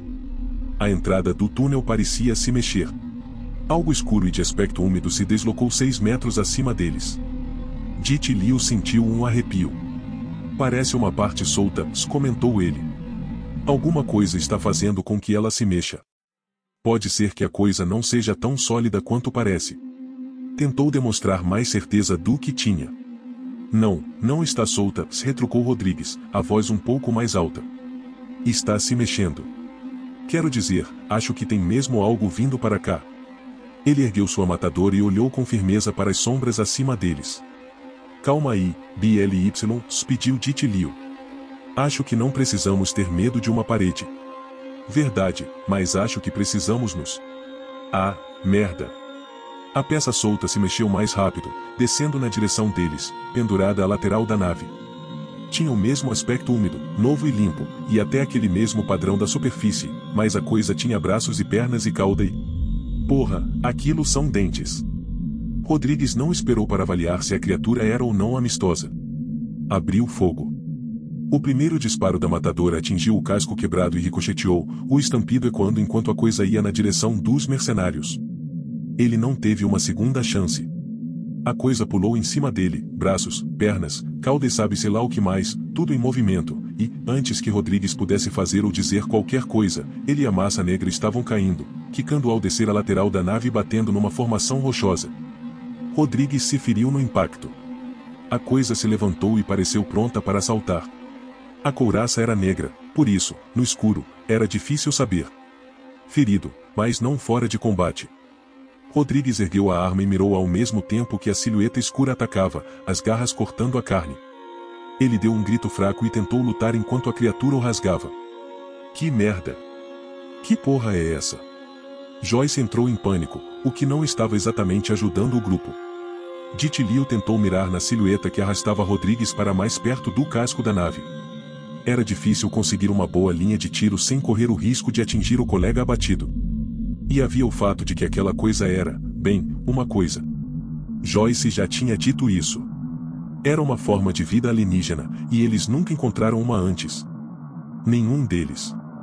Tinha certas características humanas, a mesma forma básica, mas, tirando o número de braços e pernas, não havia muito que se pudesse identificar. Viu o suficiente para saber que era um xenomorfo, e que a filmagem nos arquivos não havia feito jus ao monstro. Fica calmo, Joyce, rosnou ele, e sua voz tremeu. Você não está ajudando. Tem mais deles, cara. Berrou Joyce. Tem mais de um. Ditilio olhou para cima a tempo de reconhecer que as palavras de Joyce eram verdadeiras. Outras silhuetas surgiram do buraco acima deles e foram para o casco destruído da nave. Eram velozes, arrastavam-se e conseguiam se segurar a nave mesmo enquanto desciam. Joyce soltou um grito gutural, que foi interrompido quase na mesma hora quando uma das formas negras e lustrosas o agarrou do alto. Só deu tempo de Ditilio lamentar não ter seguido o procedimento e chamado reforços. Então outras duas silhuetas negras caíram sobre ele. Eram meio humanoides, mas tinham garras afiadas e dentes. Muitos dentes. Capítulo 17. Necrópole. Às vezes, as pequenas coisas, aquelas que negligenciamos com mais facilidade, escondem os melhores segredos. Eles haviam entrado numa seção menor do túnel, onde o ar se movia com suavidade. Depois, voltaram para o acampamento e ficaram na tenda do refeitório até que as sondas cumprissem as devidas tarefas e sinalizassem que o caminho estava livre. Assim, o Dr. Nigel Silas saiu da tenda e foi até a abertura que tinham feito na parede rochosa com uma explosão. Em seguida, olhou para a descoberta que se estendia diante de si com um sorriso de orelha a orelha. Uma metrópole, de fato. Parecia ter séculos de idade. A cidade era vasta, construída em colinas e espalhada por áreas onde antes já houvera vales, muito provavelmente cortados por rios. Era impressionante, ainda que tudo estivesse em ruínas. Superfícies arranhadas e corroídas, edifícios que desabaram quase por completo, mas ainda restavam maravilhas. As sondas trabalhavam com afinco, gravando detalhes a cada minuto. Podia vê-las voando ao longe. Suas luzes entravam e saíam do campo de visão, iluminando o topo dos prédios, que pareciam ter sido estruturas formidáveis em outra era e que retinham ecos daquela magnificência há muito desaparecida. Assim como a nave, os prédios não haviam sido construídos. Foram cultivados, formados num processo que ele mal havia começado a entender, mas que desejava desesperadamente poder estudar pelos próximos 100 anos. Não importava o que fizessem ali, ninguém na equipe com a qual ele trabalhava viveria tempo suficiente para terminar o que haviam começado. Nem consideravam a hipótese. Só o que importava agora era começar a escavação. Encontraram os restos de algumas das criaturas que viveram ali, quase irreconhecíveis de tão antigas. Eram bípedes, com alguns traços vagamente caninos, e maiores que o ser humano médio. Quantos teriam habitado a cidade? A julgar pelo número de edifícios que acharam até então, talvez mais de 1 milhão. Ainda não haviam cavado fundo o bastante para encontrar alguma das tecnologias usadas para fazer o lugar funcionar. Quando isso acontecesse, quem sabe quanto mais descobririam. E, a cada item encontrado, quem sabe quanto tempo levariam para descobrir como funcionava. Aquela única cidade poderia manter um exército de cientistas ocupado por décadas. O achado de uma vida. Ao pensar nisso, ele sorriu. Colleen saiu da tenda atrás dele e soltou uma risadinha. Você está parecendo uma criança grande, comentou ela. Sabia disso? De que outro jeito eu poderia estar? Olhe esse lugar, Colleen. É maravilhoso. Ela sorriu e envolveu a cintura dele com um braço. Eu sei. Parou por um momento e apreciou a vista ao lado dele, em silêncio. Depois disse, onde vamos procurar hoje? Silas apontou para a estrada que levava ao vale mais próximo. Os dados fornecidos pelas sondas mostram que naquela direção fica algo que parece um complexo militar, respondeu ele. Bom, ou pelo menos um complexo industrial. É melhor procurarmos lá primeiro. É provável que ofereça muitas tecnologias de todos os níveis. Colleen assentiu. Então vamos botar o pé na estrada. Capítulo 18. Aumentando a aposta. Decker ficou de lado, afastado, observando e esperando. Estavam prestes a entrar nos destroços quando Willis recebeu uma chamada pelo comunicador. Qualquer que tivesse sido o informe, toda a ação havia sido suspensa, e ele e Manning estavam afastados dos outros, conversando. O restante dos mercenários esperava instruções, e Adas estava por perto. Esvaziava uma garrafa d'água aos goles, deliciando-se como se fosse a melhor cerveja que já tinha provado. Essa parecia ser sua atitude em qualquer situação. Para Decker, parecia difícil ser tão otimista. Por que você acha que as leituras e as sondas não funcionam, mas os comunicadores, sim? Perguntou Decker. Acho que as vidas de comunicação são muito mais simples. Talvez tenha algo a ver com isso. Ela deu de ombros. Mas como é que eu vou saber? Sou apenas um soldado.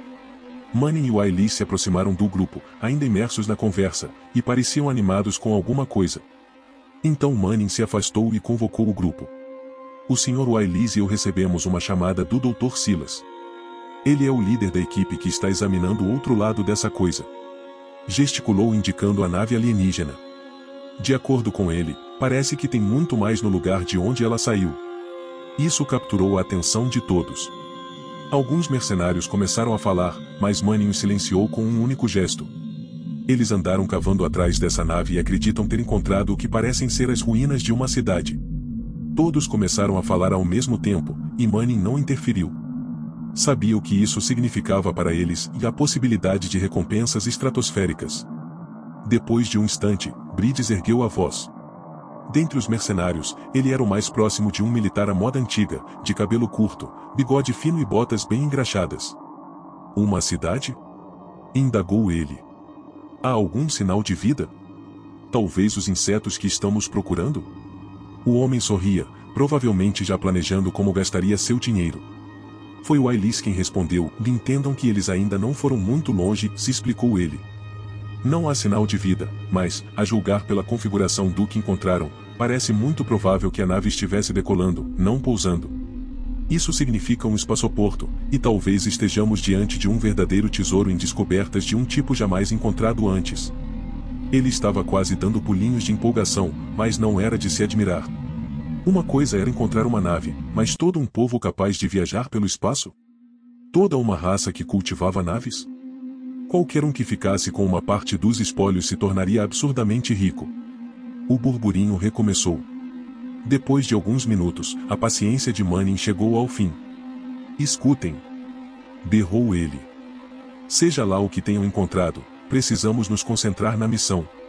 Temos que garantir que a mina esteja segura e temos que tentar encontrar qualquer coisa viva que possa existir nesses túneis. O Sr. Willis chamou reforços, mas eles vão demorar algumas semanas para chegar. Então vamos trabalhar em esquema de rodízio e cobrir o máximo de terreno possível. Nada nem ninguém sai deste lugar sem meu conhecimento e minha permissão. Está claro? Entendido, chefe, disse Piotrovics. Ninguém entra, ninguém sai. Mas e os mineradores? A mesma coisa para eles. O trabalho continua o mesmo, se explicou Manning. Eles vão seguir exatamente os mesmos protocolos que nós. Ninguém entra. Ninguém sai. Tem certeza de que dá para confiar no pessoal lá em cima? Questionou Piotrovics. O emprego deles está em jogo tanto quanto o nosso, declarou Willis. Eles vão aceitar todas as medidas de segurança que definirmos. Essas são as regras, não há exceção. Suas palavras foram recebidas com murmúrios de aprovação geral. Pelo canto do olho, Decker viu um dos 3 técnicos se levantar e se dirigir a Manning. Embora todos tivessem ouvido, os 3 permaneceram em seus postos. O técnico disse alguma coisa que Decker não conseguiu ouvir em meio às conversas, e os 2 voltaram ao monitor. De repente, Manning emitiu uma pontada de emoção, ou talvez tenha partido 2 homens ao seu lado. O capitão da equipe disse algo no comunicador, depois balançou a cabeça. A pontada ficou mais intensa. Decker franziu a testa. Ah, não, disse Adas, perto dali. Vou comprar uma mansão e morar em Mônaco. Gosto da ideia de um planeta sem nada além de casas de frente para o mar, você vai torrar no sol. Exclamou o moleque magricela, Gart. Você é tão branca que sua pele queima só de passar por uma luz forte. Olha quem está falando. Além disso, vou contratar uns gostosos para passar filtro solar em mim toda manhã, e hidratante 2 vezes à noite. Decker se livrou das conversas fiadas. Ele pertencia a Veilan-Yutani porque devia a ela mais dinheiro do que qualquer um ganharia nessa expediçãozinha.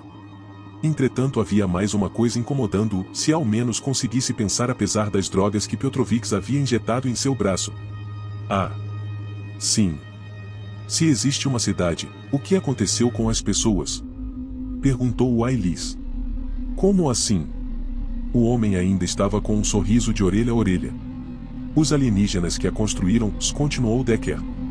O que aconteceu com eles? O Ailis fez uma cara séria, mas tentou parecer despreocupado.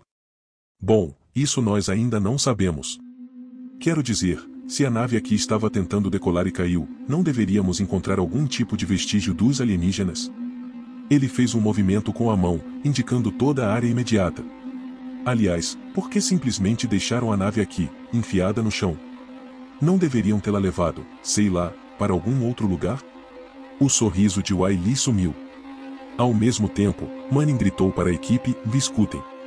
Havia tensão na voz. Temos um problema. Rodrigues, Joyce e Ditilio não estão respondendo às chamadas. Ele se aproximou do grupo, com uma expressão austera no rosto, que parecia ter sido esculpido nas pedras da caverna. Temos 3 desaparecidos em combate. Todas as conversas cessaram, e os mercenários começaram a preparar o equipamento. Isso surpreendeu Decker.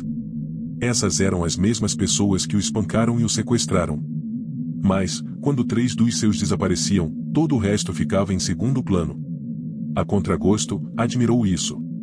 A verdade era que precisavam contar uns com os outros na hora do aperto, assim como ele havia dependido de Luke e da equipe quando tinha ficado preso debaixo do verificador de amostras. Levantou-se depressa, e na mesma hora sua cabeça começou a girar. Droga, precisava se recuperar de quaisquer que fossem aqueles medicamentos. Olhou ao redor, à procura de Petrovix, mas não encontrou, havia uma espécie de caos controlado. Enquanto procurava, aquela sensação o atingiu novamente, a certeza de que era observado. Olhou para os outros, e ninguém estava prestando a menor atenção nele. Fez o melhor que pôde para se concentrar. A impressão pareceu vir de vários lugares ao mesmo tempo. Algo observava, vigiava. Não havia dúvida, e mais uma vez o pânico começou a roer as bordas da mente, lançando torrentes de gelo que flutuavam e resvalavam pelo estômago, deixando-o extremamente desconfortável. Decker! A voz de Manning rasgou a névoa. Você está captando alguma coisa, sonhando acordado ou só esperando que ninguém perceba que você não está fazendo nada? Desculpe, respondeu.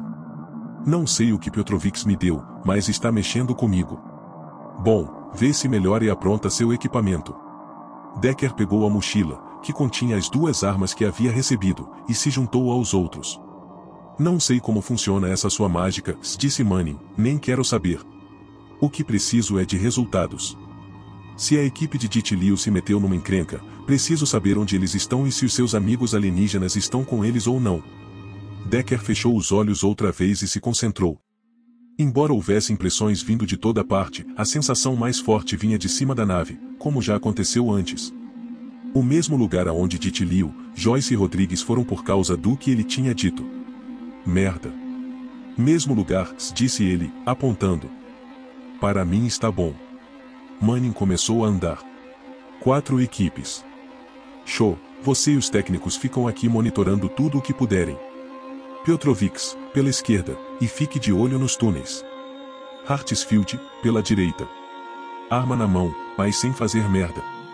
À exceção dos técnicos, os grupos se separaram como se já tivessem feito isso muitas vezes antes. Era óbvio que eles já tinham trabalhado com as pessoas que Manning havia escolhido, e seguiram os líderes. Decker foi atrás de Manning, seguindo o ritmo de Adas, embora cada fibra do seu ser gritasse que não devia ir ao encontro da fonte de sua agonia. Mas precisava cumprir sua parte da barganha se queria sair dessa. Além do mais, estava cercado de mercenários fortemente armados. O que poderia dar errado? Na mesma hora ele se arrependeu do pensamento. Willis alcançou o grupo, e Manning parou.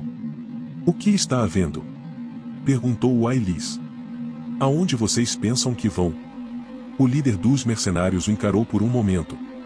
Eu acabei de dizer. 3 dos nossos desapareceram. Vamos encontrá-los. Todos vocês. Willis balançou a cabeça. Não. Pelo menos alguns de vocês precisam ficar aqui para quando a equipe de pesquisa voltar. Até lá, não podemos deixar esta área desprotegida. Está tentando me dizer como fazer o meu trabalho, Sr. Willis? A voz de Manning baixou, tornando-se um rosnado desagradável. Estou tentando lembrá-lo de que as regras mudaram. Willis se deteve e mudou de tática. Escute, entendo que algumas pessoas desapareceram, mas você não precisa de toda a sua equipe para uma operação de busca e resgate. E estará ignorando a presente missão. Esta é a presente missão. Separei a equipe em 3, o trabalho pelo qual estamos pagando você, se acrescentou Willis com firmeza. Manning apenas o encarou, sem emoção. Os mercenários mais próximos se aproximaram, esperando para ver se o chefe daria um soco no burocrata residente. Certo, disse Manning, e se virou para os outros. Piotrovics, você, Anderson, Lutz, Estrada e Vogel vão ficar aqui com Willis. Seu trabalho é proteger esta área, principalmente o elevador. Nada desce e nada sobe sem a minha permissão. Piotrovic sorriu e se destacou da equipe, e os outros citados foram se juntar a ele. Entregue os suprimentos médicos para Adas. Parece que você é incapaz de aplicar uma dose razoável de qualquer merda mesmo. Por um segundo, o homem magro pareceu prestes a discutir. O olhar que recebeu o convenceu de que isso não era uma boa ideia. Manning se voltou para o Brutamontes com a tatuagem na cabeça raspada. Connors, Leve Grove, Unsuker, Juergens e Blake. Vá para o outro lado dessa coisa e descubra o que tem lá. Todo mundo de olho aberto. Já sabemos que pode ter insetos e que 3 pessoas estão desaparecidas. Todo mundo vai se comunicar através de Shoei do restante do sistema. Ele se virou para encarar Willis. Satisfeito? Willis assentiu com um ar presunçoso de triunfo. Se Manning notou, não deixou transparecer. Adas fez que não com a cabeça, um sorriso estranho se formando nos lábios. Decker olhou por um segundo, captando o bom humor, o que foi? Engravatados. Nada mudou. Manning só deixou esse cretino achar que mandem alguma coisa. Esse é o resultado que a gente teria de qualquer forma. 2 equipes secundárias, metade de cada equipe ficando por aqui, a outra metade avançando para vigiar o perímetro. A equipe principal, na qual estamos, vai para a última localização conhecida dos desaparecidos. Ele deixou o Manning irritado, então agora tem mais gente na equipe principal. Decker assentiu. Estava acostumado a lidar com o outro lado da questão. Provavelmente, houve momentos em que ele tinha sido o Willis da equação. Pouco depois, estavam voltando para a lateral da nave para o tubo longo e preto de silício que subia em direção ao teto. 20 mercenários se dirigiam à última localização conhecida dos desaparecidos. Ditilio acordou na escuridão, o corpo pingando suor.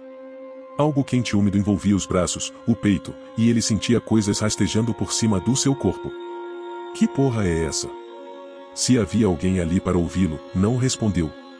A umidade no peito pesava e se espalhava, e ele sentiu mãos alisando suas roupas. Estava com dificuldade para respirar, mas não o bastante para fazê-lo entrar em pânico. A falta de mobilidade era o que causava isso. Qualquer que fosse o material que o cobria, estava endurecendo depressa. O ar fedia a óleo e metal e a alguma coisa azeda. Ele tentou enxergar, mas não havia luz. Por isso, quando a silhueta rastejou por cima do seu rosto, ele não teve noção do que poderia ser, exceto que era algo com pernas longas e finas. Tentou sacudir a cabeça, e os dedos se afundaram nos seus cabelos, colados ao rosto. O quê? O pânico o dominou, e ele sacudiu a cabeça com mais força enquanto algo envolvia seu pescoço. Era quente o bastante para parecer que queimaria a pele, e apertava como um nó corrediço, sufocando-o. Então afrouxou um pouco. Ditilio tentou falar, implorar, mas, antes que pudesse proferir qualquer som, havia algo em sua boca, invadindo os lábios, ultrapassando os dentes e se enterrando ainda mais fundo. Pânico não bastaria nem para começar a descrever o que sentiu. Tentou sacudir a cabeça para os lados, mas estava preso com muita firmeza. O que quer que estivesse em sua boca avançou com mais força, enfiando-se na garganta. Teria provocado um engasgo se pudesse, mas a criatura aproveitou o movimento para penetrar ainda mais fundo. Seus olhos ficaram marejados na escuridão. Ele tentou gritar mais uma vez. Capítulo 19. Rumo à escuridão. Ao se aproximarem da nave alienígena, viram o sangue. Foi Decker quem encontrou a primeira arma. De acordo com Manning, pertencia a Rodrigues. Era uma matadora, bem parecida com a que ele trazia no coldre ao quadril. Isso não era bom. Eles viram respingos de sangue no chão, e mais escorria pelo lado da nave. Começaram a escalar em direção ao túnel escuro, apreensivos. Foi uma subida relativamente simples para Decker e os outros. As emoções despontavam de toda parte, embora houvesse muito mais raiva do que medo. Decker as afastou, tentando se concentrar no que os aguardava, e seu pressentimento continuava indicando o mesmo lugar. Havia uma sensação geral de ameaça que não ficava mais forte nem mais fraca enquanto escalavam. As gotas de sangue tornavam-se mais frequentes à medida que subiam. Manning se segurava ao casco e fazia várias chamadas, mantendo Cho e Petrovics atualizados. Quando se aproximaram do tubo, Decker olhou para baixo e mal pôde ver o grupo ao pé da rampa, tão pequeno de longe. Manning foi o primeiro a chegar à entrada do túnel. Sacou uma lanterna poderosa, que prendeu ao ombro da armadura. Vários outros abaixo dele fizeram exatamente o mesmo. Decker se sentiu nu sem esse equipamento, mas as luzes pareciam fortes o bastante para ajudá-lo a ver. Os dedos do mercenário procuraram um ponto de apoio no interior do túnel, encontrando-o. Ele se impulsionou para cima. Decker ficou pendurado ali, paralisado, mas Adas estava logo atrás dele e lhe deu um tapinha nas costas. Vamos lá, disse ela. O chefe não vai esperar. Talvez o efeito dos sedativos estivesse passando. Talvez ele estivesse enfim se adaptando a eles.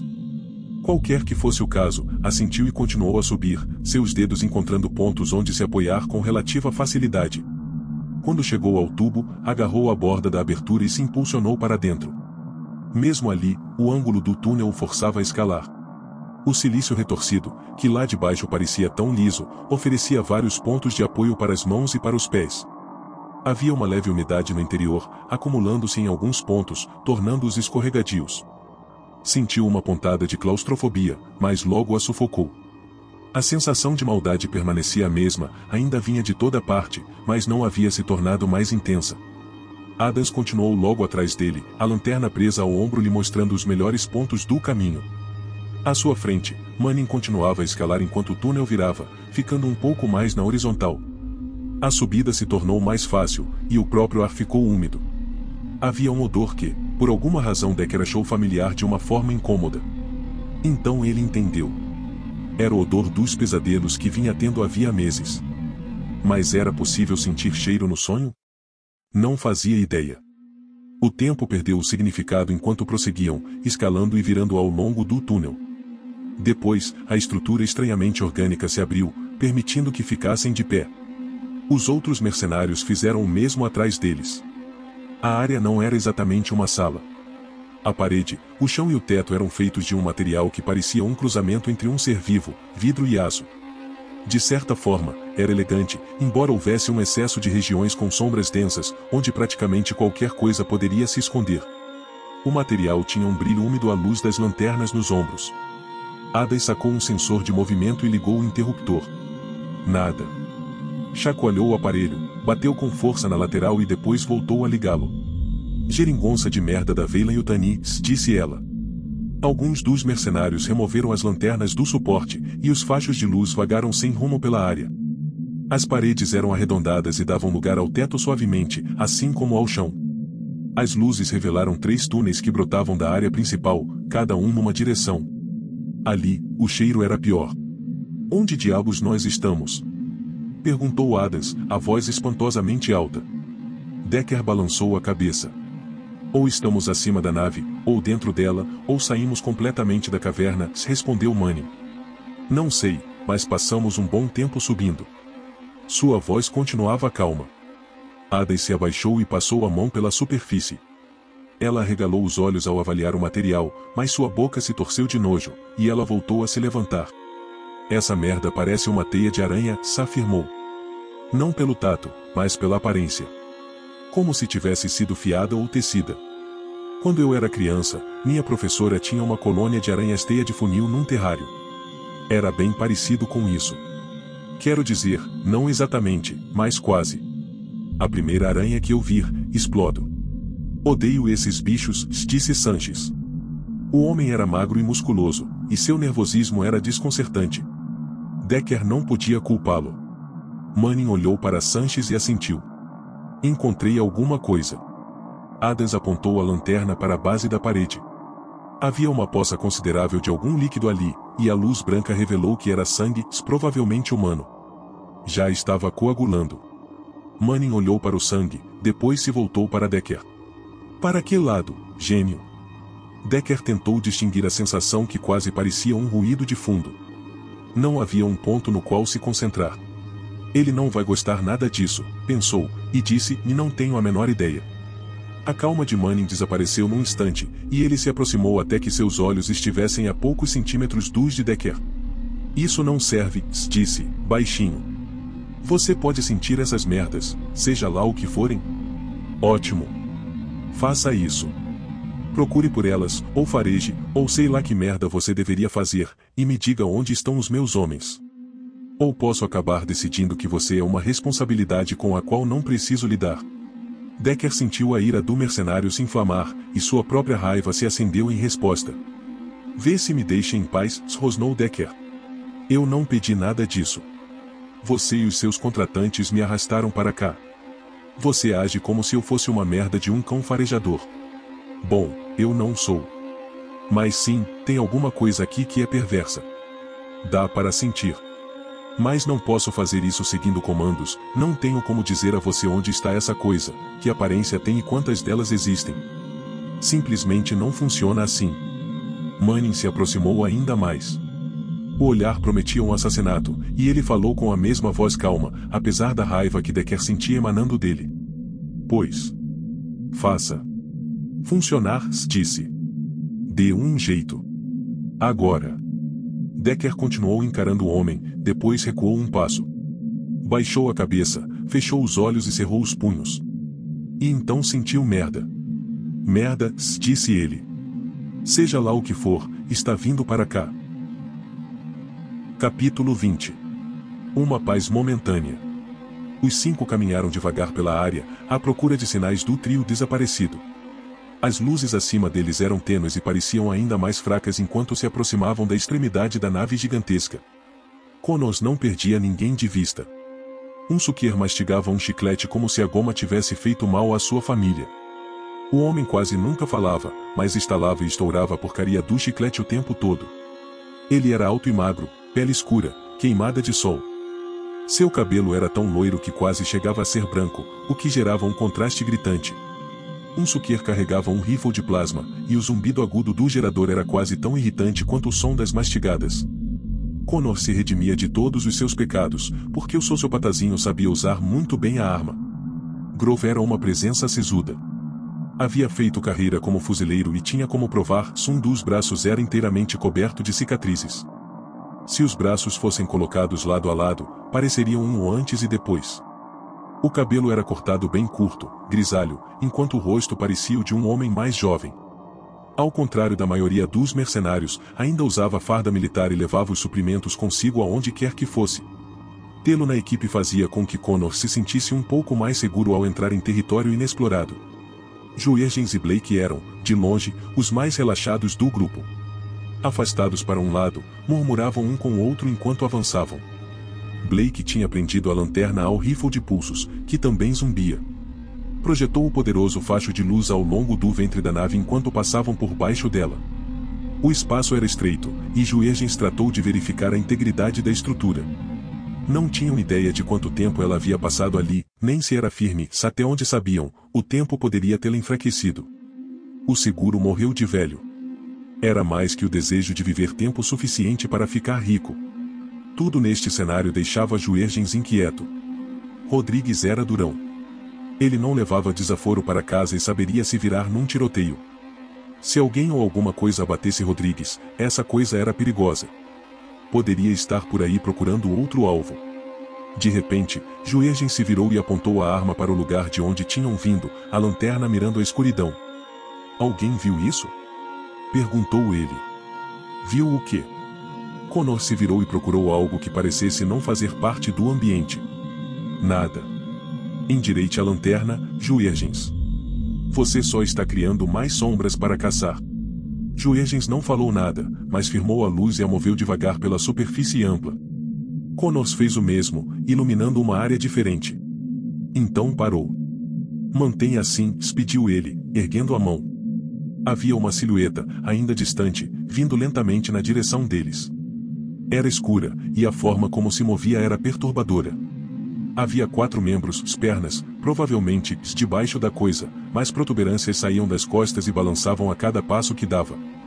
A cabeça era um arranjo alongado que parecia pertencer a uma criatura muito maior. A cauda era quase tão longa quanto o corpo, e terminava numa ponta de aparência perigosa. Que porra é essa?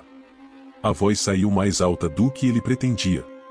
Tratou de puxar a trava de segurança do rifle eletromagnético. A arma fazia uma barulheira quando disparava, mas o que quer que ele atingisse sabia muito bem que sua hora tinha chegado. Também estou vendo, disse Juergens numa voz aguda. Eu também, avisou Blake, em voz baixa. O que é isso? Era quase como se a criatura fosse feita da mesma substância escura e vítrea que os túneis grosseiros que se entrelaçavam sobre eles e ao longo da parede distante, e mesmo dali conseguiam ver a forma das entranhas da criatura debaixo do exoesqueleto lustroso. Antes que Connor pudesse responder, ela atacou, sibilando como um cano de vapor rachado. Groff abriu fogo, e 3 tiros do seu rifle cavaram valas no chão. O quarto acertou a perna da coisa que se aproximava, arrancando o membro. O ruído sibilante se tornou um guincho agudo, e a criatura caiu para frente, atingindo o chão e sangrando intensamente pelo buraco aberto onde a perna estivera um momento antes. O chão queimou e fumegou. Podem secretar um líquido tóxico, ou cáustico, ou ambos. Ainda guinchando, a coisa se lançou na direção de Groff. O mercenário recuou e disparou mais uma série de projéteis. Era rápido, e era bom, e a coisa levou vários tiros antes de cair no chão, estremecer e... Por favor, Deus, morrer. Connor pegou o comunicador. Manning. Pegamos uma coisa aqui. Acho que matamos, mas não dá para ter certeza. A voz dele tremia. Queria que fosse de entusiasmo, mas era medo.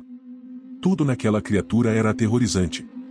A forma como se movia, a aparência, até a maneira de morrer. Manning não respondeu. Connor ficou preocupado. Juergens apontou para o capacete, depois para Connor. A comunicação já era. O sangue dessa coisa pingou no seu capacete. Connor o tirou rapidamente e olhou para o estrago. Não podiam ter sido mais que umas gotas de seja lá o que aquele pesadelo tivesse em vez de sangue, mas foram bastante.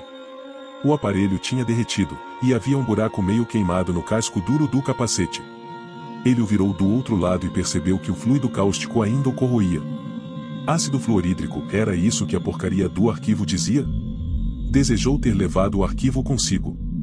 Gostaria de ter lido com um pouco mais de atenção. Se Juergens não tivesse avisado sobre o dano, talvez tivesse chegado ao seu couro cabeludo. Antes que pudesse agradecer, Groff falou. Mexa-se, rosnou ele. Temos companhia. Ele empunhou o rifle de pulsos. O rifle de plasma de um Suker zumbiu um pouco mais alto quando ele virou a trava de segurança. A escuridão ganhou vida. Era a única descrição possível. As sombras ao longe começaram a se mexer, agitando-se, e Connor as observou enquanto se dividiam em formas menores. Ele tentou contar, mas eram rápidas demais, numerosas demais. Um Suker mirou com cuidado e atirou. Um clarão brotou da arma, iluminando tudo ao redor. A bola de plasma ardeu quente o bastante para incendiar o ar, e todos eles estreitaram os olhos enquanto o míssil atingia o alvo. A criatura era rápida, e quase conseguiu se desviar do disparo, mas isso geralmente não funcionava quando o assunto era plasma. Ela teve bastante tempo para sibilar antes que metade da cabeça derretesse. A criatura estava morta antes de chegar ao chão. Como a ferida estava cauterizada, nada daquela porcaria cáustica espirrou neles. Mas havia outras no lugar de onde aquela viera. Um suquer sorriu e atirou de novo, a luz quase cegando todos eles. Porém, errou, seu alvo se abaixou, agachando-se como uma aranha de pernas longas, e continuou avançando. A pequena bola de plasma atingiu a nave e queimou, derretendo a superfície antiga e deixando uma cratera fumegante de lembrança. A coisa pulou, movendo-se com uma velocidade perturbadora, torcendo o corpo para que tomasse impulso na parte de baixo da nave e corresse diretamente para um suquer, mesmo que ele tentasse segui-la com a ponta do rifle. O cano apontou para Connors, que se jogou no chão para evitá-lo. O mercenário tentou girar a arma, mas a coisa em cima dele prendeu seu braço no chão com um aperto poderoso, e as garras grossas na ponta dos dedos do pesadelo rasgaram carne, músculo e osso com uma facilidade alarmante. Um suquer gritou e chutou, mas a criatura não pareceu se importar nem um pouco. A arma caiu da sua mão. Ele chutou de novo, fazendo o monstro recuar cambaleando. O mercenário rolou e se levantou o mais rápido que pôde. A coisa girou, forte e veloz, e aquela cauda serrilhada o golpeou no peito com força suficiente para erguê-lo do chão e jogá-lo contra a nave. Os gritos dos outros três desviaram sua atenção. Na mesma hora, ele soube que tudo havia extrapolado o limite da razão. Tudo. Os pesadelos se aproximavam, e eram muitos. Sua pele ficou tensa, e seu pulso acelerou. Grove manteve a posição e abriu fogo, derrubando 1, 2, 3 antes que o restante o alcançasse. Gritou quando avançaram sobre ele num enxame, como insetos. São muitos. São muitos. Berrou Connors. Recuar. Um suqueiro estava fora de combate, o braço destroçado sangrando, e a coisa que o havia atacado agora o arrastava pelo chão, afastando-o dos outros combatentes.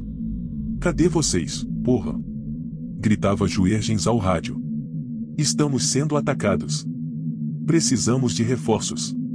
Sua voz estava frenética. Ele tentou atirar numa das criaturas malditas, mas foi lento demais no gatilho. A silhueta escura se jogou sobre ele e os dois caíram no chão. Membros inumanos se ergueram, desceram e recuaram, várias e várias vezes, cobertos de sangue. Juergens parou de lutar. 3 deles derrubaram Blake. Ele os viu avançando e balançou a cabeça. Em seguida ergueu as mãos. Merda, pensou Connors. Eu me rendo. Gritou Juergens. Desisto. Connors teve vontade de atirar no desgraçado ali mesmo.